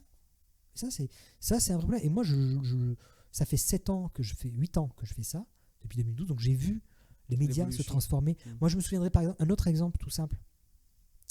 Durant la campagne présidentielle, Fillon doit faire un meeting à Troyes. Et il s'avère qu'en fait, ils ont réservé la même salle de spectacle que le spectacle de la Reine des Neiges. Les deux dates se chevauchent. Du coup, ils annulent. Parce qu'en fait, le mec qui louait la salle s'est gouré. Il a loué 2 fois la même salle. Bon. Que fait BFM? Il titre « La Reine des Neiges empêche la tenue du meeting de François Fillon à Troyes ». Littéralement. Mais littéralement. Alors que non, c'est le meeting de François Fillon annulé à Troyes. On s'en fout que ce soit la Reine des Neiges ou Chantal Goya. Quoique avec Chantal Goya, ça aurait été plus drôle. Et du coup, moi, j'étais tellement en colère quand j'ai vu ce titre-là que je l'ai repris tel quel. En mode, vous voulez voler mes titres? Je vais voler les vôtres. J'ai développé exactement le même titre. La Reine des Neiges empêche François Fillon de tenir son meeting à Troyes. Et j'imaginais la Reine des Neiges qui bloquait le train de François Fillon avec ses pouvoirs magiques. Elle déchaînait le blizzard parce qu'elle n'approuvait pas la politique de François Fillon, qui voulait privatiser le monde des glaces, tout ça. T'es très visuel quand tu fais j'adore. Les articles. Ouais. C'est l'imagerie mentale, un truc que j'aime beaucoup parce que tu crées des images, t'es dans la tête des gens et tu leur mets des images en tête et c'est efficace, c'est très très efficace.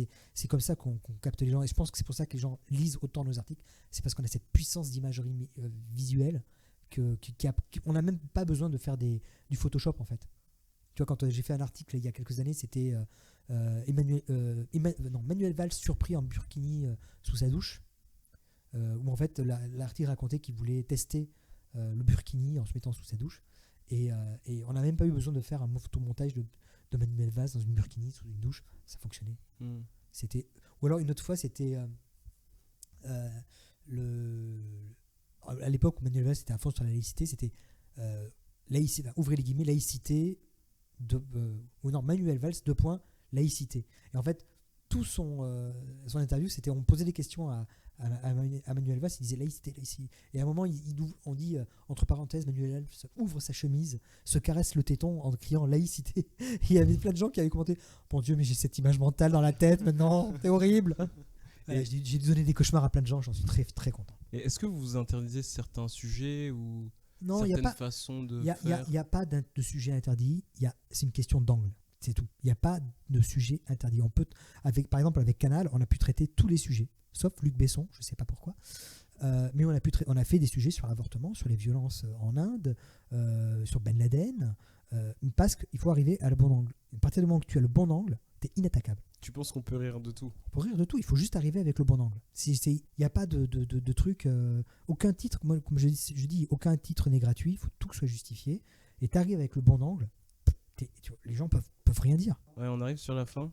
Comment vous gagnez de l'argent? La drogue. On contrôle tout le marché de la drogue entre Ménilmontant et Belleville. C'est du producteur au consommateur, c'est de la bio. Elle vient directement de Colombie. Elle est vraiment excellente. Donc on aura compris que c'est grâce aux publicités, aux livres. C'est tout? Jusqu'ici à peu près, ouais. C'est quoi le futur du Gorafi? On a plein d'idées. On voudrait refaire le site internet avec une version sécurisée, lancer une gamme de podcasts. Les vêtements, on les a déjà. Racheter le Figaro. Racheter quelques titres médias, ça serait pas mal. Je finis en te donnant 5 mots et tu me dis ce que t'en penses. Article. Concis. Chaud. Froid. Mèche. Cheveux. Je suis désolé. Tu vois Tu vois les images quand même dans ta tête ou... C'est ça, mais oui, tout à fait. Ok. Poubelle. Internet. Si je te dis que t'as pas toute la vie. Devant toi. Merci Sébastien. Mais merci à toi. C'était un plaisir. Mais pareillement, vraiment très très cool. À la prochaine. À une prochaine, dans 8 ans. Dans 8 ans.